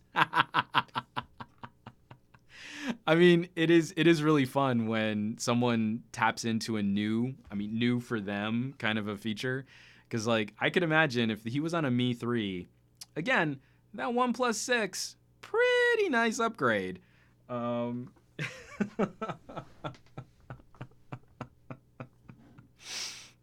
So I'm just reading through, and we're just kind of chatting here. Any other last questions that you guys want to ask? But pitting the Pixel 3a against a OnePlus 7 Pro, again, just kind of reinforcing my feelings that if we're going to talk about gadgets and smartphones as covering the basics, and how much I hate that phrase now, I really feel it's critical that when we are helping our family and friends, that we sit down with them and we say, what are the basics for you? The basics might be games like Plants vs. Zombies for my mom. The basics might be just Reddit for my sister. It might be crazy off-the-charts durability for my brother. It might be better camera performance for my brother-in-law. You know, that specificity matters a lot more than I think the current trend in smartphone reviews is really acknowledging. Because I feel like if we were doing a better job of honestly trying to address some of those specific questions, then $1,000 phones wouldn't be the foregone conclusion for someone shopping a new device and having a nice experience. And hopefully this is also a trend that we'll see, because I want to spend more time with cheaper phones. I have a CoolPad review that's shot. I just need to edit it. So that'll be out this week. And that's a phone that retails under $200 and can be regularly found for $130. And I think it's still overkill for covering the basics if the basics are email, text messaging, and phone calls. Like, this is a much nicer phone than what you really need if that's all you're doing on your phone. I think we're there, right? And so if we see some increased competition with devices that do a better job of blurring the line between entry level and premium, and that's the Pixel 3a's biggest victory here, is it doesn't feel like a lower mid-range spec phone. It feels very much like any other premium device when you're really using it in the hand, and it feels nice in the hand. So that's where I feel like we've got a huge opportunity to have some exciting conversations. The excitement isn't, does your phone have crazy gimmicks that you'll never use, like, you know, finger gesture air waving tricks or reverse wireless charging, which cooks your battery? Does your phone perform better than your last phone at half the price?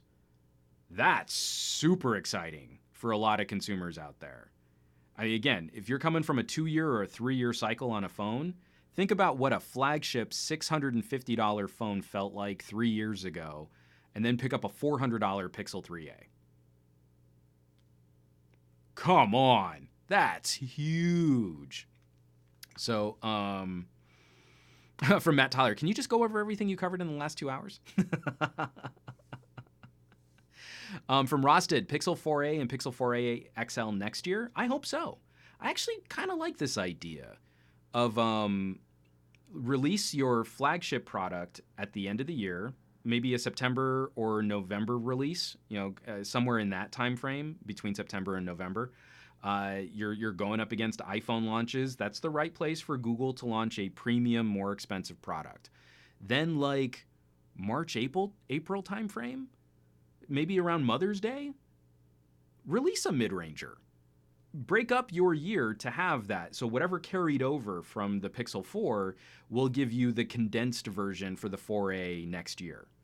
I like that idea. I don't think Google was too late. I think they were awkwardly late with the 3a just because they'd never done a split year strategy before. The timing felt off. But now I think they could use it to their advantage. Again, if you keep up the pressure and you show consistency in satisfying that market, I think there's a huge opportunity for Google to keep doing this, especially with the response that the Pixel 3a has had. I am way more excited to see a follow-up $400 Pixel than I am about the more expensive Pixel.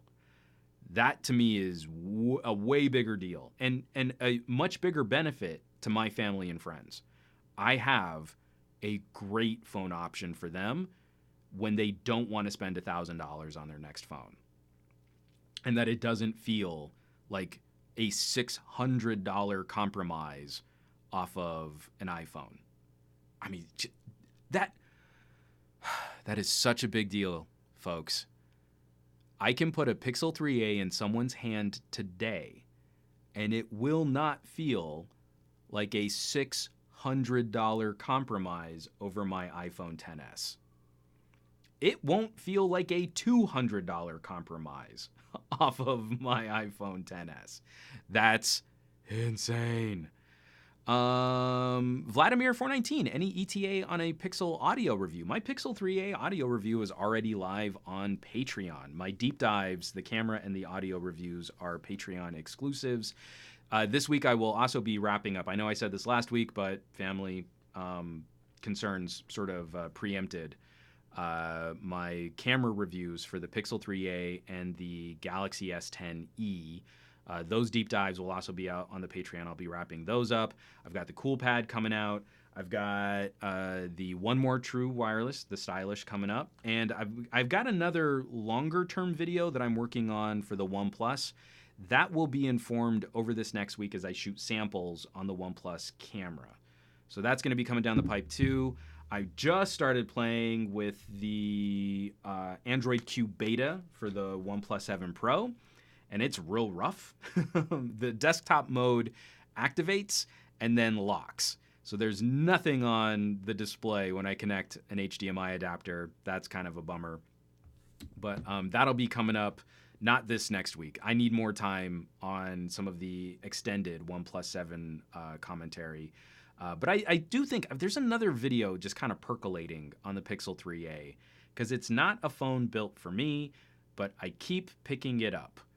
And I only am putting it down when I need something with a little bit more horsepower, which is a fairly regular concern for me, but probably isn't a tremendous concern for a lot of other consumers out there. So I want to play around with something like that. And then lastly, okay, so this is the tease because I want to be talking about more audio equipment, more audio accessories. Let me just take one more sip of water here. That was a couple gulps of water. That wasn't a sip. So I spent time with the One More True Wireless. I am going to be doing... Do I have them up here? Are they behind me? Yes, they are. I am going to be doing a full review on the Creative Outlier Air. Surprisingly good battery life for true wireless earbuds that sell for $80. So there's going to be a full write-up on this. But a company reached out to me. And you folks should know by now how much I love nerding out on novel kinds of audio tech. I did a full review on the Audera A01, and they were Bluetooth cans that gave you a hearing test to try and alter the frequencies of sound that you were hearing to better complement your hearing. I love bone conduction. I love these types of experiments. Nuheara reached out to me. These are $500 true wireless earbuds. But the point of the Nuheara isn't just listening to music or taking phone calls. They are using adaptive noise reduction technologies to act as hearing assistants, kind of like hearing aids at $500. So, with all of these family activities and all of, family was in town, we went to a couple different restaurants, we went to a couple cafes, I had a pretty good trial run breaking these in by going to really loud and noisy restaurants. And they use these advanced sound modeling and noise reduction algorithms to help you highlight human speech. If you caught my interview, I interviewed one of the top audiologists in the country, Dr. Allison Grimes, and there's a full 30-minute podcast conversation with her on this podcast channel. There's also a 5-minute mashup, just a cut-up of some of the top questions that I asked her. but there is a growing trend in hearing loss research called hidden hearing loss. I absolutely suffer from this malady. My hearing has been degraded, but it's hard to analyze in a lab. So if I give myself a hearing test, or if I take a hearing test through an audiologist's quiet, soundproof office, my hearing is way better than average. But the second I'm in a cafe, a loud, noisy environment, lots of other reflective echoes, I can't hear human speech anymore. I am more reading people's lips than I am actually hearing the conversation coming out of their mouth and into my ears. Plugging something like the Nuheara into my skull to filter out background noise was a shocking experience. It was not always successful, but the first couple days of using this was very surprising for me. So I'm going to spend a little bit more time with these. I need to break them in a little bit more, get through a couple more charge cycles, see how long they can really last out in the field. And it's super weird because you're talking to someone and you've got your earbuds in. So it looks a little rude. It's not discreet at all when you compare it to a hearing aid, but hearing aids will run you $3,000 to $5,000 an ear. I think if you have a Costco membership, you can get good hearing aids for somewhere around like $1,800 an ear. So if it's $500 for some true wireless earbuds that can also play music and you can watch movies and do all of your Bluetooth phone stuff, and then also you tap a little button on the side and it cuts out the world around you so that you can hear the person you're talking to right in front of you, $500 might not be a bridge too far. That might be a nice lifestyle consideration for someone out there. I am very excited about this review, spending some time with Nuheara. So, I think that's about the best way to wrap this up. Oh, Tech Leathercraft, so we can spy on people with those? So wasn't it, you can use AirPods like that. You can use the microphone on your iPhone to send a signal to your AirPods that will amplify that. That's sort of a dumb amplification. These aren't so much amplifying, like removing the microphone from your ears. Like it's still like you can toggle directional audio or omnidirectional audio, but it's still from your perspective. So it was a busy restaurant and I'm sitting at one table. Our tables were kind of split. And I'm sitting at one table and I'm talking to my sister and I heard like a clank of dishes and it was louder than I expected it to be and I kind of cringed. But then I could hear my mom and my Aunt Brie, because they're loudly talking in a busy restaurant at a table away, and I could go, oh yeah, they're talking about Lex, and I can, sort of hear and understand what they're talking about. To me, I feel like that would be the same quality of hearing someone would have if their ears weren't as damaged as mine. Not that I suddenly had superhuman hearing capabilities, it was just I can filter better now. So that to me is what was really exciting. It wasn't so much about giving me superhuman hearing, it was just about replacing something that I had kind of lost over time. Again, I am nerdily excited to be spending more time with this product. From a DT, no, it's a background noise filtering device, focusing on allowing mid-range frequencies to pass through. You can dial in how much of the world you want to remove. So if I just hack out all background noise, it drastically alters the human voice. So everyone sounds really thin and kind of high-pitched, but I'm hearing almost nothing of the background noise around me. Kind of like, again, like it does about the same kind of job that you would expect noise cancellation headphones to do on an airplane. Like I said, it didn't get rid of plates clattering, but it got rid of that dull rumble and roar of a busy, reflective restaurant environment. So that kind of stuff. Again, I will be happy to report what Nuheara can offer. The price is going to be a little high, but again, if you're in that in-between phase where you don't really need hearing aids, but a little help might not be such a bad idea, then this is going to be a far more cost-effective way to get it. So, yes, that's coming up on the channel over the next week and the next 2 weeks. Lots of phone reviews, camera reviews, deep dives, and a few more just personal editorial content coming out too, where I like this idea of sharing smaller pieces of a phone review as opposed to blowing up your channel with a 20-minute monolith of a gadget review after months of use, which you may or may not watch all of. I want to have more regular check-ins and smaller conversations about these gadgets. And I think people are starting to kind of like that better than just the super, super long monster reviews I used to put out. So folks, thank you so much for tuning in, especially following me over to the Twitch. I definitely appreciate that. This live chat was so much fun to interact with. For all the folks from Goran, Tech Leathercraft, Sentinel, Matt Tyler, Fat Produce, I am missing so many, Rosted, Vladimir, Kiwi Mad Dog, more people. I'm so sorry if Junkie asking a great question, Sakuragi forcing his dad to upgrade to a OnePlus 6. This is why I like doing this as a live stream, because these topics are way more fun to talk out than just I'm giving you the news.